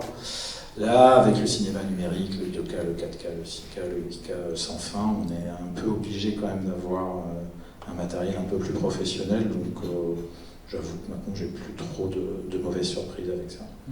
Et Ève? Oui, moi je m'adapte en fait. C'est que des fois on découvre la boîte de la salle de montage, on est content. Des fois on se dit j'aurais bien aimé avoir une chaise qui a 3 pieds ou 4 pieds et pas que 3. Enfin, mais oui, de toute façon on n'a pas trop le choix vu que c'est comme ça. Je pose la question aussi parce que cette semaine on a parlé de la douleur comme vecteur de créativité. Donc, Ah oui, non. là, je pense à la chaise, je pense à 2 heures de sommeil, à ouais, boire, voilà. à manger. En fait, oui, manger, boire, si possible du chocolat et des M&M's, c'est bien. Mais sinon, non, moi, ce qui est le plus important pour moi, effectivement, c'est que le logiciel fonctionne et qu'il n'y ait aucun problème technique, parce qu'en fait, ça, quand on arrive en début de montage et qu'on passe une demi-journée à résoudre des problèmes de câblage ou des trucs, enfin, c'est une perte de temps et c'est directement énervant en fait. Et sinon, le fauteuil est quand même très important. Enfin, moi, je sais que ça me fait mal au dos, j'ai mal au dos tout le temps, et je sais que c'est parce que je monte.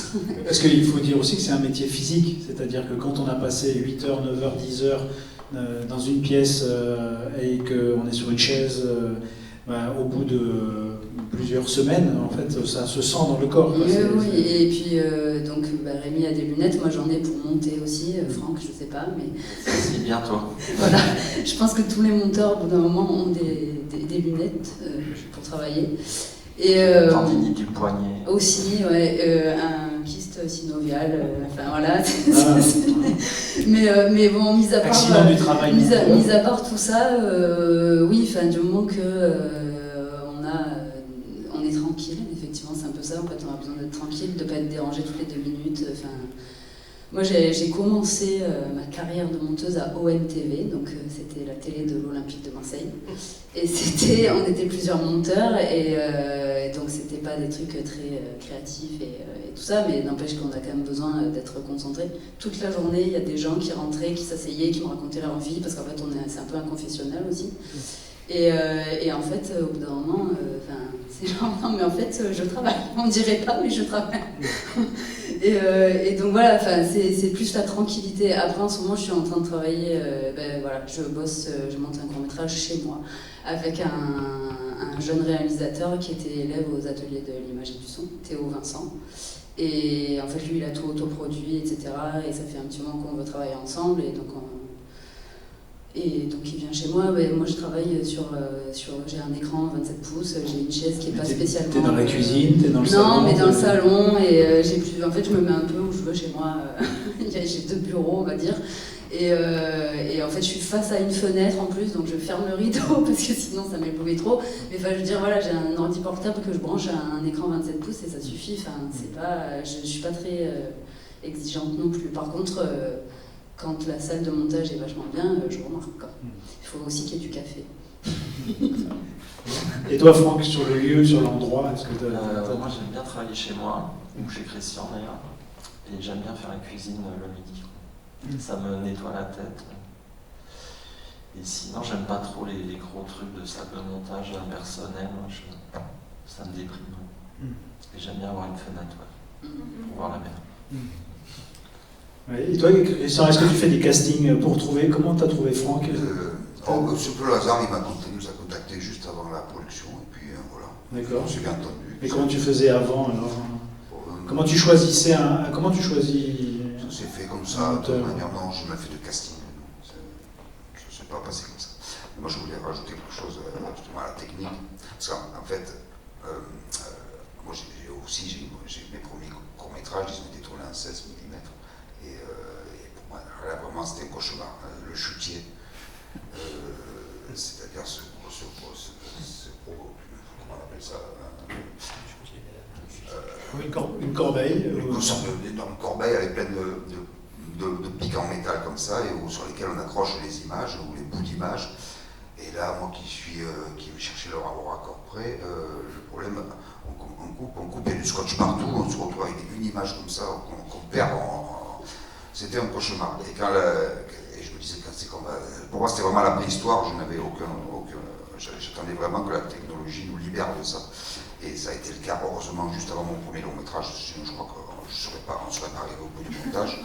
Il aurait fallu retirer les positifs encore et encore. Et donc là, à partir du moment où je me rappelle, c'était la vidéo machine, tu te rappelles? Voilà. Il faut dire qu'en fait, il y a 30 ans, on travaillait ensemble. Voilà. J'ai fait quelques plans de tes films au début, il y a une trentaine d'années, et on était dans la même boîte de production, il y a 30 ans. Et parce que tout à l'heure, je ne me rappelle plus vraiment à quel moment j'avais commencé à monter, quand tu m'as posé la question. alors techniquement, sur la avec des bancs vidéo, avec des gros boutons. Donc en fait, voilà, dès que le montage virtuel est apparu, c'était au début du montage de mon premier long métrage. Et du coup, j'ai apprivoisé cet appareil. Et donc, j'ai commencé à tourner des petits films dans mon village, comme ça, avec une petite caméra, et puis je l'ai monté tout seul. En fait, j'ai appris à monter comme ça, au fil. Sauf que quand je suis arrivé sur les productions un peu plus des longs métrages, là, j'étais avec des logiciels que je connaissais pas, et puis bon, puis un long métrage, je me suis dit, il faut sans doute un monteur, et du coup, je suis passé dans un cadre plus traditionnel, où justement j'ai souffert de l'envie d'envoyer les mains et de dire non, et le temps des fois d'expliquer à un monteur ce qu'on a envie, alors qu'il faut une seconde pour le faire, je me dis bon, pourquoi ça sert de perdre du temps comme ça. Alors ça, j'ai pas mal souffert sur les 2 premiers longs, plus du tout avec Franck, parce que là je maîtrisais le logiciel, on pouvait s'échanger des fichiers, tout ça, c'était facile. J'ai envoyé des propositions, tiens, je t'envoie une scène, qu'est-ce que t'en penses, prends ce que tu veux dedans. Et même aujourd'hui, ce que je trouve formidable, c'est que comme tu dis, moi je suis aussi, l'ordinateur, je n'ai même pas d'écran, j'ouvre l'ordinateur. Avant on mettait 2 écrans, là maintenant j'ouvre un disque dur dessus, on peut monter dans le train, on peut monter aux toilettes, on peut monter où. Donc, quand je suis en montage, je monte partout où je vais, quoi. Ça, je trouve ça génial. Donc le lieu, on s'en fout, on se pose où on est, où on a envie d'être. Oui, même pendant un temps, j'avais un bureau, j'avais pris un bureau justement pour un peu aller au travail et arrêter de travailler chez moi. Et en fait, j'avais un bureau partagé avec des gens et ben, du coup, c'était un open space, j'avais un casque et je montais au casque. Bon, il faut avoir un casque qui fait pas mal aux oreilles, mais sinon, je veux dire, après, je pense que c'est chacun. Moi, j'ai une capacité à me mettre dans ma bulle assez facile. À couper. Donc,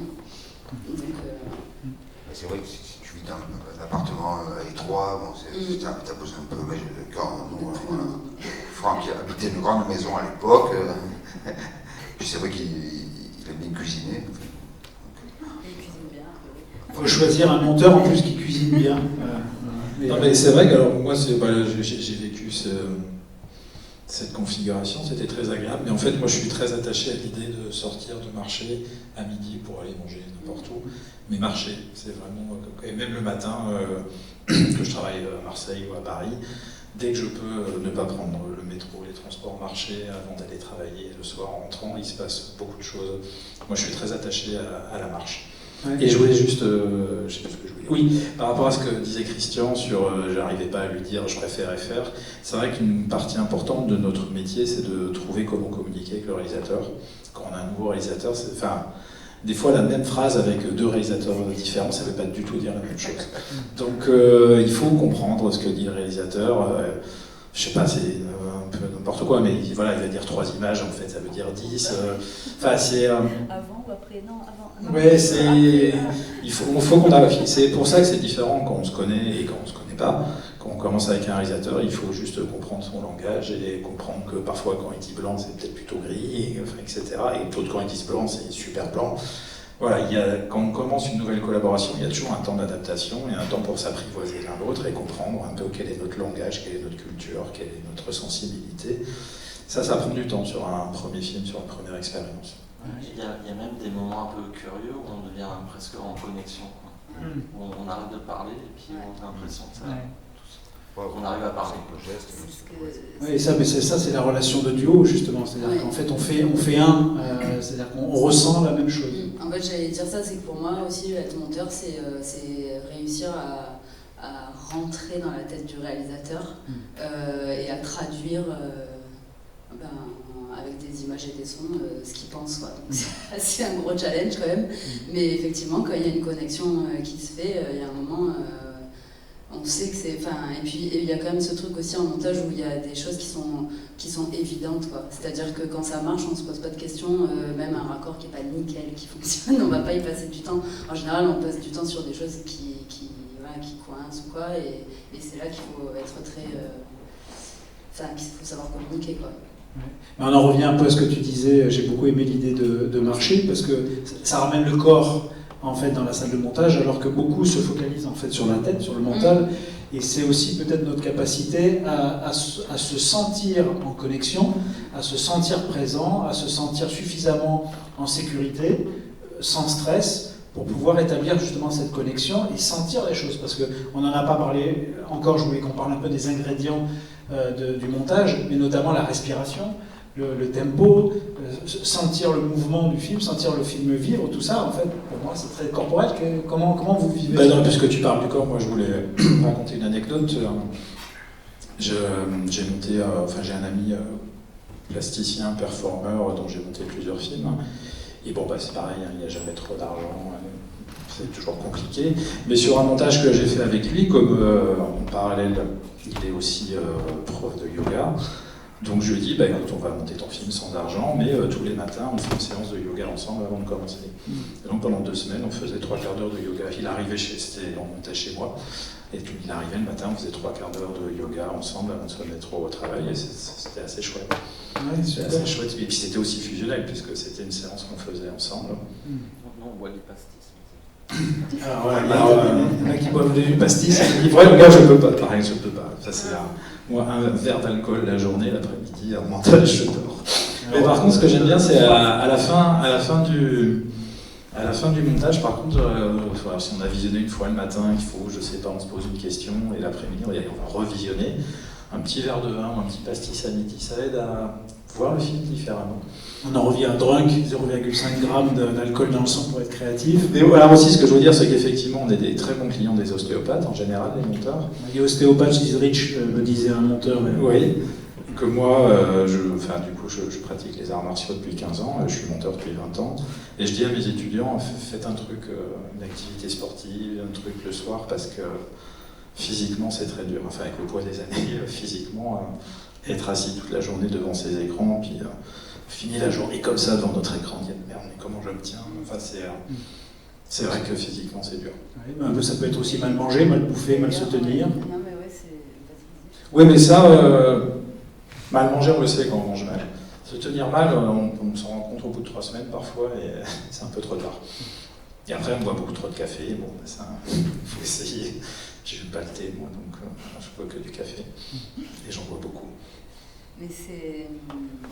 Non, mais c'est vrai, et pour revenir sur le sommeil et le corps, enfin, en fait, moi je sais que j'ai besoin déjà de base de dormir quand même 8 heures par nuit, mais quand j'ai commencé le montage, donc à OMTV, j'avais 20 ans, et c'était au mois de juin, donc l'été qui commence, les apéros, machin, et donc je sortais au début de mon contrat, je sortais tous les soirs, je faisais la fête, et en fait j'ai vite compris que c'était pas compatible avec le montage, parce que je m'endormais à moitié... sur la table de montage, c'était une souffrance horrible, quoi. Enfin, en fait, je me suis dit, c'est pas possible, il faut être en forme pour monter. Enfin, voilà, moi j'ai besoin quand je monte un film, je suis assez sérieuse. Je fais pas la fête, je bois pas d'alcool trop le soir ni le midi, et faut vraiment que je sois concentrée et que j'arrive à rester éveillée, quoi. Parce que sinon, c'est très compliqué. Et juste pour revenir sur le côté physique, je sais que quand j'ai fini une version, je prends physiquement du recul pour regarder. En fait, j'éloigne ma chaise au maximum. Tu vas pas faire un tour de... Non, mais ça, je peux aussi faire une petite pause. Enfin voilà, mais aussi je recule physiquement ma chaise et je me mets dans la peau du spectateur zéro. Pour un sas. Ouais, mais parce qu'en fait c'est un peu ça le montage aussi, on est un peu plusieurs personnes en même temps et il faut savoir changer de casquette un peu de manière instantanée, quoi. Donc je pense que ça doit être un peu comme les comédiens.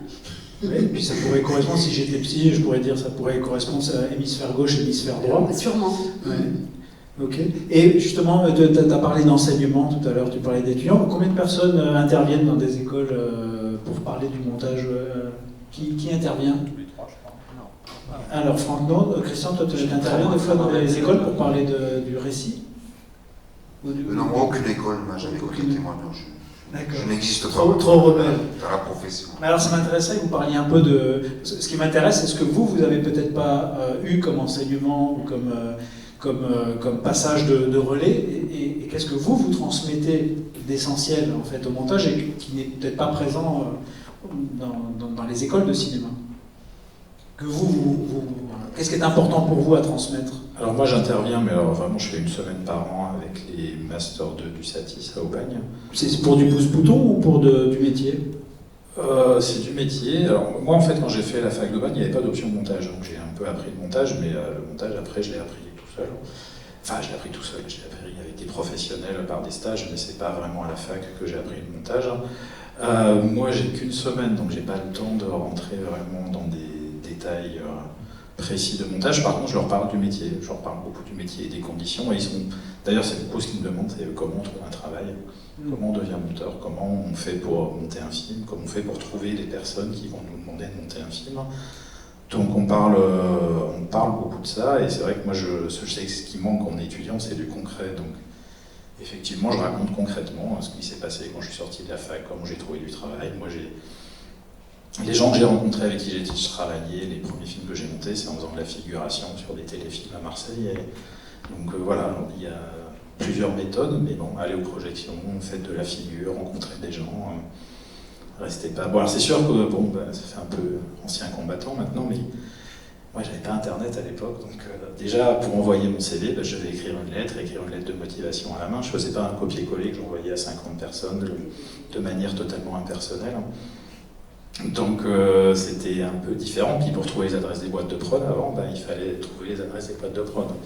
Il suffisait pas d'aller dans Google, donc c'était un peu plus compliqué.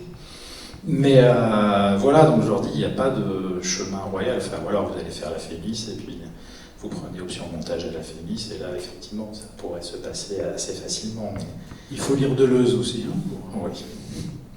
Mais voilà, donc moi je leur parle vraiment comme j'ai une semaine, je leur parle très concrètement de ce que c'est que la vie d'un monteur et de qu'est-ce que c'est que mon parcours, mon chemin. Et on parle beaucoup de ça, de la réalisation au réalisateur.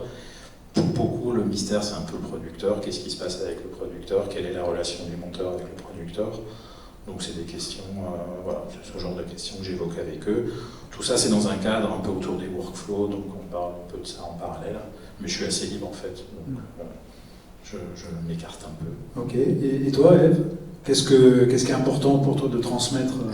Déjà, moi, je suis enseignante pour les premières années de BTS et de Bachelor. Donc, en fait, je leur apprends les bases du logiciel Avid, Media Composer. La partie technique. Voilà, mais je leur dis rapidement que c'est pas ça le plus important que bon, peut-être pas un enfant Avid, mais enfin qu'en fait, on s'en fiche un peu du logiciel. Que ce qui est important, c'est vraiment ce qui n'est pas... concret en fait, et donc c'est assez difficile à transmettre et à dire. Donc effectivement, je partage aussi des anecdotes que j'ai vécues pour qu'ils se rendent compte. Je leur montre certaines choses. Si je suis en train de monter un film ou quoi, je peux leur montrer des petits bouts et leur montrer l'évolution qu'il peut y avoir. Et effectivement, comme ils sont dans un BTS, c'est un brevet de technicien supérieur, c'est quand même vachement axé sur la technique. Mais moi, c'est sec. Ouais, mais sauf que moi, je leur apprends aussi à être monteur, c'est-à-dire à comment se comporter avec un réalisateur, ne pas oublier qu'on est au service d'un film et que c'est pas notre film, que même si on a envie de réaliser, qu'on a des aspirations de réalisation, c'est pas notre film. Donc le réalisateur a toujours le dernier mot, qu'il faut pas trop la ramener, en fait qu'il faut être humble, plein de choses d'attitude en fait plus. Et après je les accompagne toute l'année, donc j'essaye de leur faire comprendre l'évolution d'un montage, parce qu'en général c'est assez marrant. Ils ont 5 jours, moi j'interviens tous les mois, une semaine. Donc c'est pour un workshop en fait, et donc ils ont 5 jours du lundi au vendredi. Le lundi matin, je leur refais un cours sur par exemple la bande-annonce ou le reportage ou le documentaire, et ensuite ils ont à partir du lundi midi jusqu'au vendredi midi pour monter. Moi je suis là toute la semaine pour les accompagner. Je suis là, ils me posent des questions techniques, je passe voir ce qu'ils font, etc. Et ce qui est très marrant, c'est que en général, je leur dis voilà, un professionnel, il a 2 jours pour faire ça, vous en avez 5, donc prenez votre temps, et ça. Et en général, au bout de 2 heures, ils me font Madame, j'ai fini. Et en fait, le j'ai fini, c'est j'ai fait un bout à bout, quoi. Et donc, moi, je dois leur expliquer ce que c'est un film fini, c'est-à-dire ça c'est le début, et ensuite quand c'est fini, mais t'es loin d'avoir fini, quoi. il faut faire encore repasser. Donc voilà, j'essaye de leur expliquer ce qui n'est pas très évident à dire, quoi. C'est un truc de feeling, en fait. Moi, c'est vrai que c'est pareil sur les étudiants au bagne, ils sont souvent pareil, au bout de 2 heures, ils disent ça y est, on a fini, je fais waouh, fort. Et ils présentent une séquence où, alors là, effectivement, les raccords, il y a vraiment des choses à dire sur les raccords, c'est horrible, c'est juste collé, et puis il y a un mouvement de caméra juste avant la coupe, il n'y a pas un point de son, il n'y a pas un niveau qui a été fait, il n'y a pas un petit fondu qui a été fait, il n'y a pas...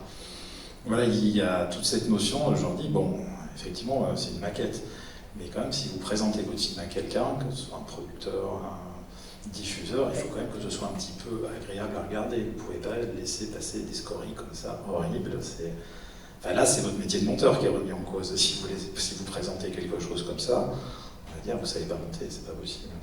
Donc il y a cette idée de regard d'enlever toutes ces choses évidentes, quoi, qui sont c'est évident qu'il faut l'enlever, que ça ne sert à rien de montrer je sais pas, un producteur quelconque, de montrer cette étape de travail, parce qu'elle n'est pas aboutie du tout. C'est intéressant que tu parles d'évidence, parce que c'est très dur à transmettre l'évidence. Oui, je m'aperçois de ça. Ouais. C'est vrai On peut transmettre un manuel d'utilisation de Final Cut, de Premiere ou d'Avid, mais l'évidence, à part la vivre soi-même de l'intérieur, en fait. De toute façon, on apprend à monter en montant. Je vois pas d'autres. Moi, j'ai pas d'autres expériences. Moi, j'ai pas eu vraiment de cours de montage. J'ai eu des livres. Je suis allé à des tables rondes comme ça. J'ai écouté des réalisateurs. J'ai lu des livres. J'ai vu des films. C'est en voyant des films aussi qu'on apprend à monter. Je crois que ça n'existe pas, les cours de montage, parce qu'il y a peut-être une règle à apprendre, la règle des 180 degrés. Puis... Oui, et encore, on peut la transgresser. Mais vivre à côté d'un monteur, ça peut être. Là, on parle de relation aussi, c'est d'avoir une incarnation du montage dans quelqu'un. Qu'est-ce que vous avez appris, vous, de vous-même ou sur le métier, par exemple en transmettant ou en montant? Est-ce qu'il y a des choses que vous avez, en transmettant aux jeunes? Alors moi, quand j'ai commencé à transmettre, c'est là que j'ai pris conscience que j'étais devenu monteur, en fait. Ah, c'est-à-dire que je me suis dit, waouh, j'ai déjà fait tout ça dans ma carrière, j'ai déjà monté tous ces films, enfin, ça m'a fait prendre conscience de ma carrière, en fait. Et après, c'est assez dur de transmettre, parce qu'il y a beaucoup de choix que je fais en montage. Je ne peux pas toujours les justifier, quoi. C'est vraiment du feeling. Donc, comment expliquer pourquoi j'ai choisi de monter ce film comme ça, j'ai un peu de mal. Et puis tout vient toujours des discussions avec le réalisateur.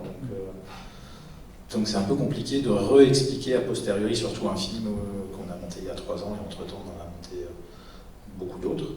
Donc de se souvenir pourquoi on a pris cette décision à ce moment-là. Mais pas dans la décision, mais en transmettant, de commencer à se poser des questions sur ce qu'on fait. Ah bah oui. De manière inconsciente, et du coup à le transmettre, et du coup après à discuter à l'intérieur d'un couple ou d'un duo de montage. Est-ce que le fait de transmettre aux jeunes, ça vous aide, par exemple, à communiquer avec le réalisateur? Pour enseigner, effectivement, il faut apprendre à communiquer.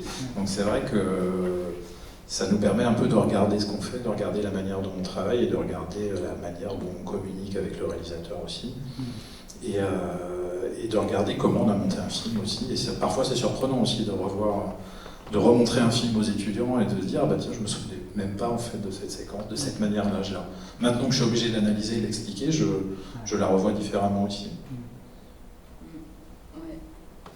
Moi c'est vrai que quand j'ai commencé à enseigner, je me suis rendu compte que je conscientisais mon métier en fait, chose que je n'avais jamais fait avant, parce que pour moi le montage c'est vraiment une grande part de feeling en fait, et quand on doit expliquer à quelqu'un pourquoi ça c'est bien et pourquoi ça c'est pas bien, il faut savoir justement, en fait on est obligé de prendre conscience de ça quoi, et donc il y a des élèves, ils me montrent quelque chose, je leur dis oui, là ça marche pas, essaye de faire ci, de faire ça, après ils me rappellent, je reviens voir, je dis ah bah là ça marche pas, ça ne marche pas, et ils me disent oui mais tout à l'heure vous m'avez pas dit ça, je dis mais parce qu'en fait plus tu affines, plus il y a des choses qui remontent, et en fait c'est quand il n'y a plus rien qui est à la surface que a priori c'est bon quoi. Mais donc oui, moi ça m'a vachement aidé à prendre du recul sur le métier en fait, et aussi à être tout le temps à niveau techniquement quoi. Parce que au début j'enseignais, j'étais un peu hermétique à tout ce qui est très technique, Et j'ai des élèves qui me posent des questions, je ne savais pas y répondre, donc je rentrais chez moi le soir avec la sueur au front et je me disais ça craint. Donc sur le coup j'étais non mais ça on verra demain, machin. Et puis en fait après voilà, et je me suis dit waouh les lacunes, enfin voilà. Et en fait j'essaye d'être tout le temps à jour, même si le côté technique n'est pas ma passion, il faut quoi. Oui, c'est ce qu'il faut dire, c'est que le monteur c'est aussi celui à qui on va poser beaucoup de questions techniques et où il peut y avoir des problèmes techniques. Et du coup, comment vous vous sentez par rapport à la technologie ? Je pose la question d'abord à toi, parce que je pourrais imaginer que la technologie, l'informatique, c'était pas forcément ton kiff il y a 30 ans. Et comment t'as digéré cette partie justement technologique, des ordinateurs, des Mac, des PC, des fichiers incompatibles ? Non, c'est vrai que la technique en général, c'est pas mon point fort, la technologie, enfin l'informatique, encore moins. Mais là, pour moi, le montage virtuel, quand il apparaît, c'est une telle libération que bon, ça, c'est presque instinctif. J'apprends naturellement à m'en servir. C'est pas un problème pour toi ? Non, voilà. Après la vide, j'ai appris en regardant les autres monter. Mais je te dis, je connais pas tous les raccourcis. Je sais monter un film, mais il faut peut-être gagner du temps un peu si je faisais un stage. Mais enfin, voilà. Je m'en sors. Ce qui est important, c'est sentir le rythme, c'est sentir ça. Moi, c'est un roman. Je regarde le film, je le regarde encore, jusqu'à ce que, dès que je commence à me lasser de quelque chose, hop, je le vire. Et puis, il faut que j'essaie de faire. J'essaie de faire des films qu'on puisse revoir et revoir encore. Voilà, ça, c'est mon obsession. Et ça marche. Bon, tant mieux. Mais bon, ça veut dire que je l'ai regardé 1 million de fois avant et que je continue. Ma filiale, je sais que une fois sur deux, quand je fais une projection, je m'assois dans la salle et je regarde le film. C'est pas c'est formidable ce qu'on a fait, c'est juste qu'il m'embarque et puis pendant toute la promo, je l'ai quasiment vu à chaque fois. Quand il y avait un bon son dans la salle, ça dépendait de ça, ce qui n'est pas toujours le cas. Donc c'est vrai, je connais la technique et moi, j'ai un associé qui est une pointure sur ce plan-là, sur la technique elle-même. Moi, c'est pas mon domaine, mais ça ne m'a jamais posé de problème pour le montage. Alors, c'est sûr que quand ça bug, quand il y a un truc qui ne va pas, là, je suis battu. Mais ça augmente le stress. Oui, là, je suis limité. Ok. Et toi, Franck, par rapport à l'aspect technologique en fait du métier ? Il faut en savoir un minimum, ouais. Et toi ? Moi, je suis pas très bon non plus, ouais. Donc on peut être monteur sans se sentir super confortable, super à l'aise avec les ordinateurs et la technologie. J'essaie, mais ça m'intéresse tellement pas que. Mais j'essaie de savoir le minimum vital. Ouais, tu te débrouilles quand même. Ouais. Mais par rapport à Christian, tu es plusieurs étages au-dessus. Quand même, ouais. Mais si tout va bien, normalement, il y a un responsable post-prod qui gère les procédures, les trucs. Ok. Et juste, je voulais te dire, et puis il faut dire aussi qu'il y a des gens, parce que tu as quand même participé à mon ouverture technique, c'est-à-dire qu'avant de te rencontrer, j'avais trouvé sur internet un truc sur Avid écrit par un fameux Jean-Charles Fouché. Et je m'étais dit, oh là là, enfin quelqu'un qui parle normalement, qui écrit normalement des choses un peu compliquées à comprendre, et du coup c'était devenu, et quand j'ai vu que tu intervenais aux AIS, j'étais mon Dieu, mais c'est Il faut dire qu'on travaille ensemble aux AIS, on se rencontre. Mais donc voilà, donc c'est vrai que ça dépend aussi, je pense, de comment c'est expliqué, quoi. Je sais que toi tu as quand même une manière d'expliquer qui fait pas peur en fait. C'est ça. Après les films en pellicule c'était super compliqué. Ouais. Toute la post-prod, les effets, Donc pour toi ça a été un soulagement. Ouais. Bon. T'en as monté un peu en pellicule. Ouais, je l'ai monté un cours et un an. Peut-être qu'il nous reste un quart d'heure avant que je pose les dernières questions. Je voulais savoir dans la salle s'il y a des gens qui ont des questions à poser. Oui. Je viens sur les questions de blocage pour le montage de films. Vous ne pensez pas que ce blocage il vient de relations qu'il y a avec le réalisateur avant d'arriver vers le montage, ça veut dire vers le découpage? Est-ce que ce n'est pas intéressant que le réalisateur contacte le monteur quand il a fait le découpage technique, je parle quand il a fait les découpages techniques, il envoie à son monteur qui prend contact bien avant de commencer même filmer son film. Est-ce que c'est pas intéressant qu'on l'envoie, qui nous fait un retour sur les découpages pour expliquer voilà certaines parties, c'est super intéressant, mais ça, si tu peux ajouter un petit morceau de découpage sur cette partie du film, est-ce que c'est pas à cause de ça qu'il vient parfois les blocages, ou c'est pas intéressant de faire de cette façon le montage? Tu parles en fiction, c'est ça en fiction? Peu importe, fiction ou... Oui, fiction, Oui, forcément, fiction, tous les films, quoi, peu importe quel. Est-ce que la relation avec le monteur peut intervenir avant le tournage pour faciliter le travail? Christian? Non, moi ça a pu m'arriver sur des films, mais après on change tellement d'avis quand on fait un film que c'est toujours bien parce que c'est du travail, mais on va changer 50 fois d'avis, découper différemment. Je pense pas qu'il y ait un découpage précis à trouver avant le film, quoi. Moi je découpe très peu à l'avance, enfin j'ai quelques idées, mais et je découpe Sam, tu es mal tombé, tu es avec celui qui découpe le moins ses films, qui découpe pas du tout. Moi, ce que je ressens, c'est sur la musique. J'aimerais pouvoir travailler avec le compositeur en amont. Ça, Non, oui. plus Mais pas forcément le montage. Ouais, en fait, par exemple, quand on fait des passages, je sais pas, par exemple, on fait un raccord son au raccord, par exemple, je dis sur une scène, on finit sur les rétroviseurs, on sait que voilà, les scènes terminent sur le rétroviseur, et mon monteur, il a un point de vue qui, je pense qu'il est plus puissant que le réalisateur, même parfois. Il dit, par exemple, prochaine scène, c'est pas mal, tu commences par, je sais pas, par exemple, sur un objet qui peut correspondre à... Vous voyez ce que je veux dire? Oui, sauf que ça, on ne peut pas l'anticiper avant le montage, parce qu'en fait, justement, même si on a le scénario et le découpage, on l'a bien avant le montage, en général, on reçoit le scénario et le découpage une fois qu'il est fini, s'il y a un découpage. Mais en fait, on pourrait le faire en pub, par exemple. La pub, c'est très très formaté, c'est très fidèle à ce qui a été écrit, etc. Mais dans un film, un documentaire ou une fiction, même si c'est prévu comme ça, le monteur, il va peut-être pas du tout monter cette fin avec le rétroviseur, en fait. Parce que pour plein de raisons, ça marche moins bien que de mettre autre chose. Donc en fait, je pense que ça fermerait peut-être un peu trop le processus du montage, en fait. On en revient en fait à l'idée de ce contraste entre du très écrit, du très prévu, et puis de l'émergence du vivant.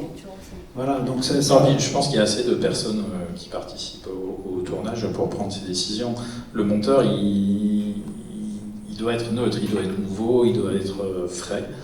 Alors moi, les découpages, je les regarde pas personnellement. Si on m'envoie un découpage du film en montage, je ne le regarde pas. Moi, j'ai les rushs, c'est ça qui compte, c'est pas le découpage. Mais justement, j'avais une question là-dessus. Merci Sam pour poser ça, parce que est-ce que vous préférez lire le scénario, c'est-à-dire avoir déjà toutes les intentions quand vous commencez le montage, ou est-ce que vous préférez avoir un œil frais, un regard frais, une oreille fraîche, et découvrir en fait la matière pour pouvoir réécrire Alors ça dépend vraiment des films. En fiction, c'est quand même dur de ne pas lire le scénario, je trouve. En documentaire, oui, moi parfois je demande juste les intentions du réalisateur et on prend les rushs et on travaille. Et après, il y a peut-être un moment où on va aller lire un peu ce qui a été écrit pour voir si on ne s'est pas trop écarté. Enfin, s'il y a un peu des questions de production et de diffusion, il faut quand même s'assurer qu'on n'est pas allé trop loin. Mais en documentaire, non, moi je ne me sens pas du tout obligé de lire ce qui a été écrit. En fiction, dans mes expériences, c'est quand même mieux de savoir un peu ce qui a été écrit, mais effectivement pas juste avant de monter, lire alors la scène elle doit se monter comme ça, comme ça, comme ça, on a prévu ça, là, ça, là.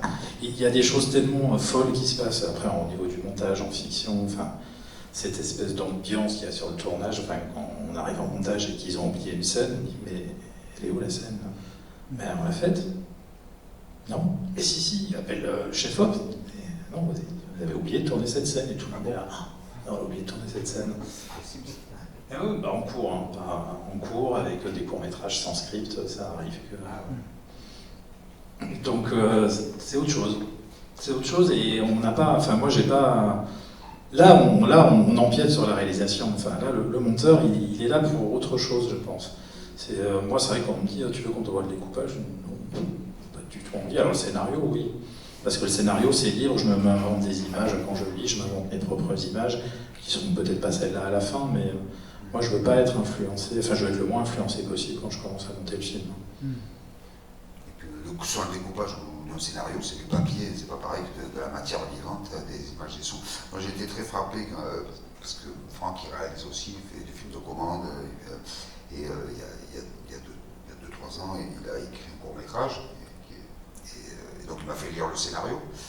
Et là, alors qu'en tant que monteur, comme beaucoup de monteurs, il a une vraie vision de dire voilà, là c'est trop long, là il faut sabrer, là il faut couper. Et sur le papier, sur son scénario, il ne le voyait pas. J'ai dit, mais ça c'est trop long. Non, il n'arrivait pas à le voir. Alors je savais très bien que s'il avait eu cette matière filmée, il aurait immédiatement taillé dedans. Pas sûr, parce que j'ai monté un film que j'ai tourné, et j'ai eu un mal fou à couper les plans. Ah, oui. Donc avec les réalisateurs, j'ai aucun problème. Et d'où l'intérêt d'être deux. Enfin, ça, c'est un peu là, on n'en a pas parlé, mais c'est la base du montage, c'est l'attachement affectif au plan. C'est ce qu'on en parle beaucoup dans les écoles, c'est qu'effectivement, le magnifique plan qui a été réussi au tournage, où toute l'équipe a été parfaite, où il y a un mouvement de grue génial, que le réalisateur dit, tu vas voir ce plan, il est génial, et le monteur, il dit, ouais, c'est pas mal. C'est tout. Enfin, voilà. On en revient au service du film, on n'est pas à son service. Il apporte rien. Ouais, ou alors. Oui, c'est ça, c'est genre, oui, il est beau, mais ça apporte rien. Et peut-être, je voulais vous relancer aussi sur le style. Est-ce que vous avez un style? C'est-à-dire, est-ce qu'on pourrait reconnaître un film qui est monté par vous, parce qu'il y a votre patte, il y a un réalisateur, puis il y a le monteur. Est-ce qu'il y a une manière, vous avez une manière de faire? J'aimerais bien qu'on puisse reconnaître un film si c'est moi qui l'ai monté. Je suis pas sûre d'en être encore là, mais moi il y a une monteuse que j'aime énormément et c'est marrant parce que en fait c'est la monteuse de Jacques Audiard. Bon, j'aime beaucoup les films de Jacques Audiard en général et j'ai déjà remarqué plusieurs fois le montage. Et en fait j'ai vu d'autres films sans savoir que c'était elle qui avait monté et donc elle s'appelle Juliette Weffling, je crois. Et je m'étais dit, oh là là, il est vachement bien monté ce film, ça, je regarde, et en fait c'était elle. Et du coup, j'avoue que je m'inspire, je me suis inspirée, ou je m'inspire de son style de montage, quoi, que j'aime, qui me parle. Et après, je pense que c'est un peu toujours la même réponse, ça dépend du film, ça dépend des intentions de réalisation, ça dépend si ça a été très écrit ou pas du tout. Voilà, ça dépend de la matière. Il y a des films qui se prêtent au raccord parfait dans le mouvement, etc. Il y a des films où le jump cut sera beaucoup plus parlant. Enfin. On va passer la parole aux autres, mais je voudrais te poser une question, j'ai quelque chose qui me vient. On parle de style, mais on pourrait parler aussi de genre. Est-ce que la relation en fait, avec un monteur ou une monteuse et au niveau de la sensibilité, au niveau du rapport, de la relation, c'est un métier quand même pas mal dominé avec des rapports de domination, avec des hommes. Est-ce qu'il y a une différence en fait à être monteuse dans un... Pour une femme ou pour un homme? Oui, pour toi, comment tu sens le fait d'être une femme et d'être monteuse? Tu vois quelque chose à part à OMTV, où vraiment c'était une majorité d'hommes dans le milieu du foot, et on était 3 filles, et j'étais toute jeune et j'osais pas trop la ramener. Oui, clairement, c'était un peu lourd des fois. Mais bon, ça c'est... Voilà. Et aujourd'hui, non, en fait, je ressens pas trop ce sexisme. Pas tant en termes de sexisme, mais je sais pas en termes de... Après, en général, les gens avec qui je travaille, que ce soit des hommes ou des femmes, ce qui est important, c'est effectivement la sensibilité. Et en général, on a les mêmes goûts cinématographiques, les mêmes... Et en fait, moi, il faut vraiment que je comprenne bien l'intention. Et si en plus, oui, on partage les mêmes références, etc., on a, comme tu disais tout à l'heure, on n'a même plus besoin de se parler, en fait, on sait. Après, les réalisateurs que je connais pas trop et qui me parlent de leurs films, j'ai besoin d'aller voir ce qu'ils ont fait d'autre, de m'imprégner vraiment de de leur univers, de bien comprendre pour essayer de monter. Enfin, c'est pareil, c'est un peu difficile de répondre à cette question parce que c'est encore une fois du feeling, quoi. Mais non, après, moi, je travaille plus avec des hommes qu'avec des femmes, mais je crois que je suis quand même plus à l'aise avec les hommes en général dans le travail et dans la discussion. Enfin, je sais pas, il y a une complémentarité que je trouve plus intéressante qu'avec les femmes. Ok. Alors moi je travaille autant avec des hommes qu'avec des femmes, je crois que je suis à la parité. C'est très bien, j'ai pas de... Enfin c'est pas une question... Voilà. C'est pas une question que je me pose. C'est vrai que ça m'est arrivé qu'un réalisateur me dise « Ah, t'es sympa, c'est bien tout ça, mais je préfère travailler avec une femme. » Bon, ça... Après, c'est l'un des rares métiers où traditionnellement les femmes avaient l'avantage sur les hommes. Donc bon, pour une fois... Ce que je voulais reparler du découpage, c'est vrai que, bon là je parle plus documentaire, mais ça m'est arrivé que des cadreurs documentaires me disent « Ouais, mais comment je peux faire pour penser au montage, au tournage ?» Moi je leur disais « Pensez pas au montage s'il vous plaît, c'est horrible. » Parce que du coup, les cadreurs qui commencent à se demander « Ah, est-ce qu'il faudrait pas que je fasse un contre-champ, un plan de coupe ?» qui arrêtent de regarder ce qui se passe, qui arrêtent d'écouter ce qui est en train de se dire pour se dire « Où est-ce que je pourrais faire un plan large ?» En général, il coupe en plein milieu d'une phrase hyper importante et on a envie de se jeter par la fenêtre ou de le jeter par la fenêtre s'il est là. Donc c'est vrai que moi j'ai vraiment cette envie de dire le tournage c'est le tournage, je ne pensais pas au montage. Après on trouvera... À qui tu dis ça, te dire à des gens, à des cadreurs, à des opérateurs qui se posent la question, est-ce que je dois penser au montage, au tournage? Moi je ne préfère pas, en personne. Le cadreur, mais le réalisateur, il... Ah oui, mais le réalisateur me pose rarement cette question. Évidemment, le réalisateur ne me pose pas cette question. Mais c'est plus en documentaire, des chefs-op qui commencent à se dire qu'est-ce que je pourrais faire. Enfin, le plan de coupe, si on l'a pas, on l'a pas. Hein. C'est pas grave. Par contre, si on coupe en plein milieu d'une scène hyper importante, on l'aura plus jamais cette scène. Donc, moi, ça sera mieux parce que les plans de coupe, il n'y a rien de plus moche. Bah oui, les plans de coupe réfléchis en plus, en général, c'est. On les monte pas, en fait. C'est horreur. Donc voilà, il faut filmer ce qui se passe, et puis nous, on est là pour trouver des solutions. Hein. Tout est possible en montage, hein, surtout en documentaire. Tout est possible, on y arrive. Enfin, oui, si, on y arrive toujours. Bon, il va falloir qu'on conclue. Est-ce que vous avez un livre ou un film ou une série ou quelque chose qui vous tient à cœur et où vous avez peut-être flashé sur le montage, vous vous êtes dit waouh, ça. Moi, le premier livre de montage que j'ai lu, c'est Dominique Villain, Le montage au cinéma. Je crois que ça reste vraiment mon livre culte. Et récemment, tous les livres de Walter Munk, le monteur de Coppola, sont vraiment... Quand on est monteur et qu'on lit ça, c'est vraiment un régal. Après, c'est un peu des anecdotes. Je suis pas sûr qu'on apprenne beaucoup. C'est très plaisir, c'est très agréable à lire. Mais on peut s'imprégner. Le dernier livre de le monteur de Yann Lemasson, son dernier livre sur le montage de Passe-Montagne, il est hyper agréable à lire, mais je pense qu'un jeune monteur n'apprend absolument rien dans ce livre. Pas encore. C'est pas encore le moment. Par contre, un livre très important, c'est Notes sur le cinématographe de Bresson. Ça, donc que ce soit un réalisateur, un monteur, un cadreur, enfin pour moi c'est une bible du cinéma. Ok, merci. Ève? Moi, le premier livre que j'ai lu, c'est Lettre à un jeune monteur de Henri Colby. Et du coup, je commençais le montage à cette époque-là. Et du coup, en fait, je pense que les livres de montage, ça parle que aux monteurs parce que ça fait écho à plein de choses, d'expériences, de ressentis, tout ça. Et ce livre m'avait vachement marqué. Du coup, je le conseille aussi à mes élèves en général.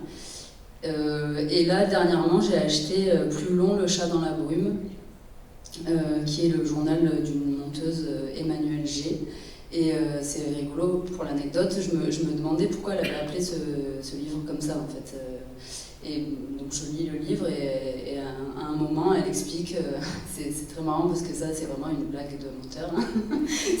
C'est qu'en fait elle explique que pendant un visionnage elle prend des notes et donc elle met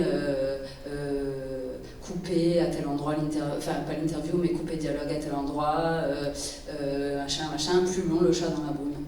Et donc ça c'est une note de monteur et c'est vrai que quand on relit ces notes des fois il y a vraiment que les monteurs qui peuvent comprendre de quoi ils parlent parce qu'il y a des trucs en plus on regarde en même temps donc on écrit, voilà. Mais et après, au niveau des films, moi, il y en a trop, je pourrais pas en dire un seul, même si j'ai. Mais c'est pas que pour le montage, en fait, c'est que j'ai un truc particulier avec les Demoiselles de Rochefort. Voilà. qui fait que j'ai vu, je pense que c'est le film que j'ai le plus vu, et écouté, chanté.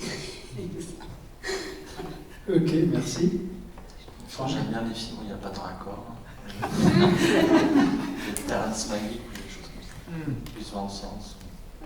1917. J'aime bien quand le plan vit, que tout d'un coup il se passe plein de choses à l'intérieur du plan. Il n'y a pas de monteur.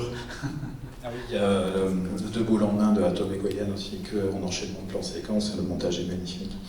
Il n'y a pas de raccord chez Malik. Si, non, c'était pour t'embêter.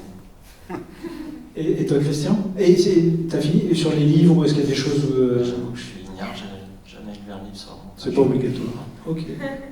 Et Christian, toi, est-ce qu'il y a des cinéastes, ou des films, ou des séries qui t'ont inspiré, mais un ou deux, tu vois, pas 200. Chaplin, Kubrick, bien sûr, inévitablement. Terrence Malick, j'avoue, j'ai un truc avec Terrence Malick, parce qu'il il m'apprend quelque chose, en tout cas, que j'avais. Peut-être Hitchcock pour le montage. Il fait encore. Franck dit Hitchcock pour le montage. Hitchcock, mais même quand on lit Hitchcock, Truffaut, en fait, moi, dès que ce soit un livre sur la technique, sur le montage, quel que soit, dès qu'on me dit il faut faire comme ça, je me dis non, ça veut rien dire. J'essaie toujours de m'affranchir de toutes les règles possibles, et déjà de celle du scénario, parce que le scénario est écrit, on l'écrit, on le réécrit, finalement il se formate, on gomme tout, déjà on fait parler, les personnages ne parlent déjà plus comme dans la vie, et puis finalement ça va formater toute la chaîne. Alors quand on fait un film pour la télé, c'est un peu inévitable, mais comme le cinéma aussi se fait de cette manière-là. Moi, quand je vois un film au cinéma, un film français, j'ai toujours l'impression de voir un téléfilm. Presque tout le temps. Là, il y a des Gaspard Noé, des Captain Dupieux, il y a quand même des mecs qui sont du monde, qui sont pas là, qui ont un vrai univers, mais sinon, je trouve que la majorité des films ressemblent trop à des téléfilms. Ça me gêne profondément. Donc, une fois qu'on est pris dans cette chaîne, on ne peut pas en sortir. Et tout ça, ça part du scénario. Et le scénario qui pour moi est un instrument de censure déjà à la base. On envoie au scénario, non, ça ne nous convient pas, ça peut être un problème idéologique, ça peut être un problème. Et donc cette censure déguisée qui se passe autour du scénario me rend complètement fou. Donc pourquoi on ne pourrait pas tourner des films avec des scénarios très légers, juste une quinzaine de pages, un synopsis, une trajectoire du pays, où ça se fait comme ça. Non, en France, tout doit être écrit, c'est notre culture littéraire aussi. Et donc, j'essaie de m'affranchir, tout le temps, des règles. Dès qu'on me dit, la règle, c'est ça, je trouve des contre-exemples, et puis j'ai envie de faire autrement. Bon. On peut terminer peut-être sur les films qu'on peut voir de toi en ce moment. Qu'est-ce qu'il y a T'es venu avec un carton de films? Dans la voiture, j'ai toujours des films, si jamais. Mais qu'est-ce qu'il y a de visible en ce moment à l'actualité Moi, l'actualité, la télé, déjà, vous ne verrez rien, parce que les films ne passent pas à la télé. Enfin, aussi quelques documentaires historiques, mais maintenant. Non, cet été, est-ce qu'il y a des projections? Il y a le clip de Massilia. Oui, le clip de Massilia qu'on a tourné récemment. Là,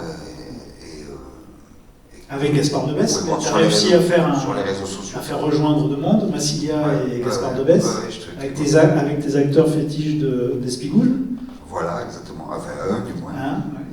Parce que moi je suis passionné d'histoire, c'est quelque chose, le cinéma et l'histoire, pour moi c'est mes deux grandes passions. Et des fois j'arrive à les marier comme ça, mais plutôt sur des documentaires, parce que les fictions coûteraient trop cher. Mais avec Massilia, c'est vraiment s'amuser à tourner leurs clips à l'époque des bandits de grand chemin au XVIIIe siècle. Et vous pouvez le voir sur les réseaux sociaux, ça c'est pas. Il est sorti il y a un mois. Et puis l'actualité, c'est ce de long métrage documentaire sur Germain Nouveau qui va sortir à l'automne. Il n'y a pas beaucoup d'avant-premières, il y en aura peut-être une ou deux dans l'été. Mais le mieux, c'est de rester connecté par le biais des réseaux sociaux, sur Facebook, de suivre les films d'Espigoule. Moi j'ai plus beaucoup de. Je crois que compte est saturé, mais les films d'Espigoul, ou le Cité 4 saisons de Massilia, ou le mieux c'est les films d'Espigoul, je pense que ça vous serez informé de notre actualité et des projections à venir.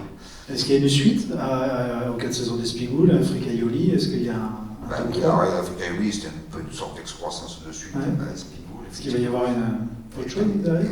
Oui, il y avait un projet, mais avec le Covid. De toute façon, pour moi, je n'arrive pas à financer ces films-là. Justement parce qu'ils n'ont pas des scénarios écrits de manière traditionnelle. Et il n'y a aucun système de financement qui permet de tourner ces films. Donc là, ça fait 2 ans que je m'organise différemment.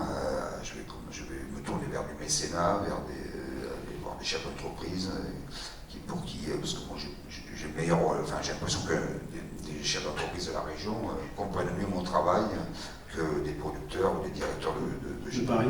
À Paris, qui m'ont toujours comme un extraterrestre. Qu'est-ce que j'ai dit encore? Qu'est-ce que j'ai fait? Je ne sais pas, dès que j'arrive là, j'ai l'impression d'être totalement incompris. Ouais. Et c'est une étiquette régionale, bien sûr, mais après, il y a l'ambiguïté de mon travail, documentaire, fiction, souvent j'aime bien, ça ne rentre pas dans les cases, jamais, mais c'est ça qui m'intéresse, justement, c'est de ne pas rentrer dans les cases. Ok, bon, ben merci à vous 4. C'était vraiment un grand plaisir de vous avoir pour parler du montage aujourd'hui. Et puis, on va essayer de mettre notre échange sur le Facebook et puis sur les comptes du Berceau. Puis chaque année du festival, on va essayer comme ça d'avoir un espèce de rendez-vous autour des métiers du cinéma ici. Donc merci beaucoup, c'était vraiment très bon pour moi de vous avoir autour de moi aujourd'hui. Et puis si vous avez des questions, on sera dans la cour devant, donc vous pouvez leur poser des questions. Voilà. Merci.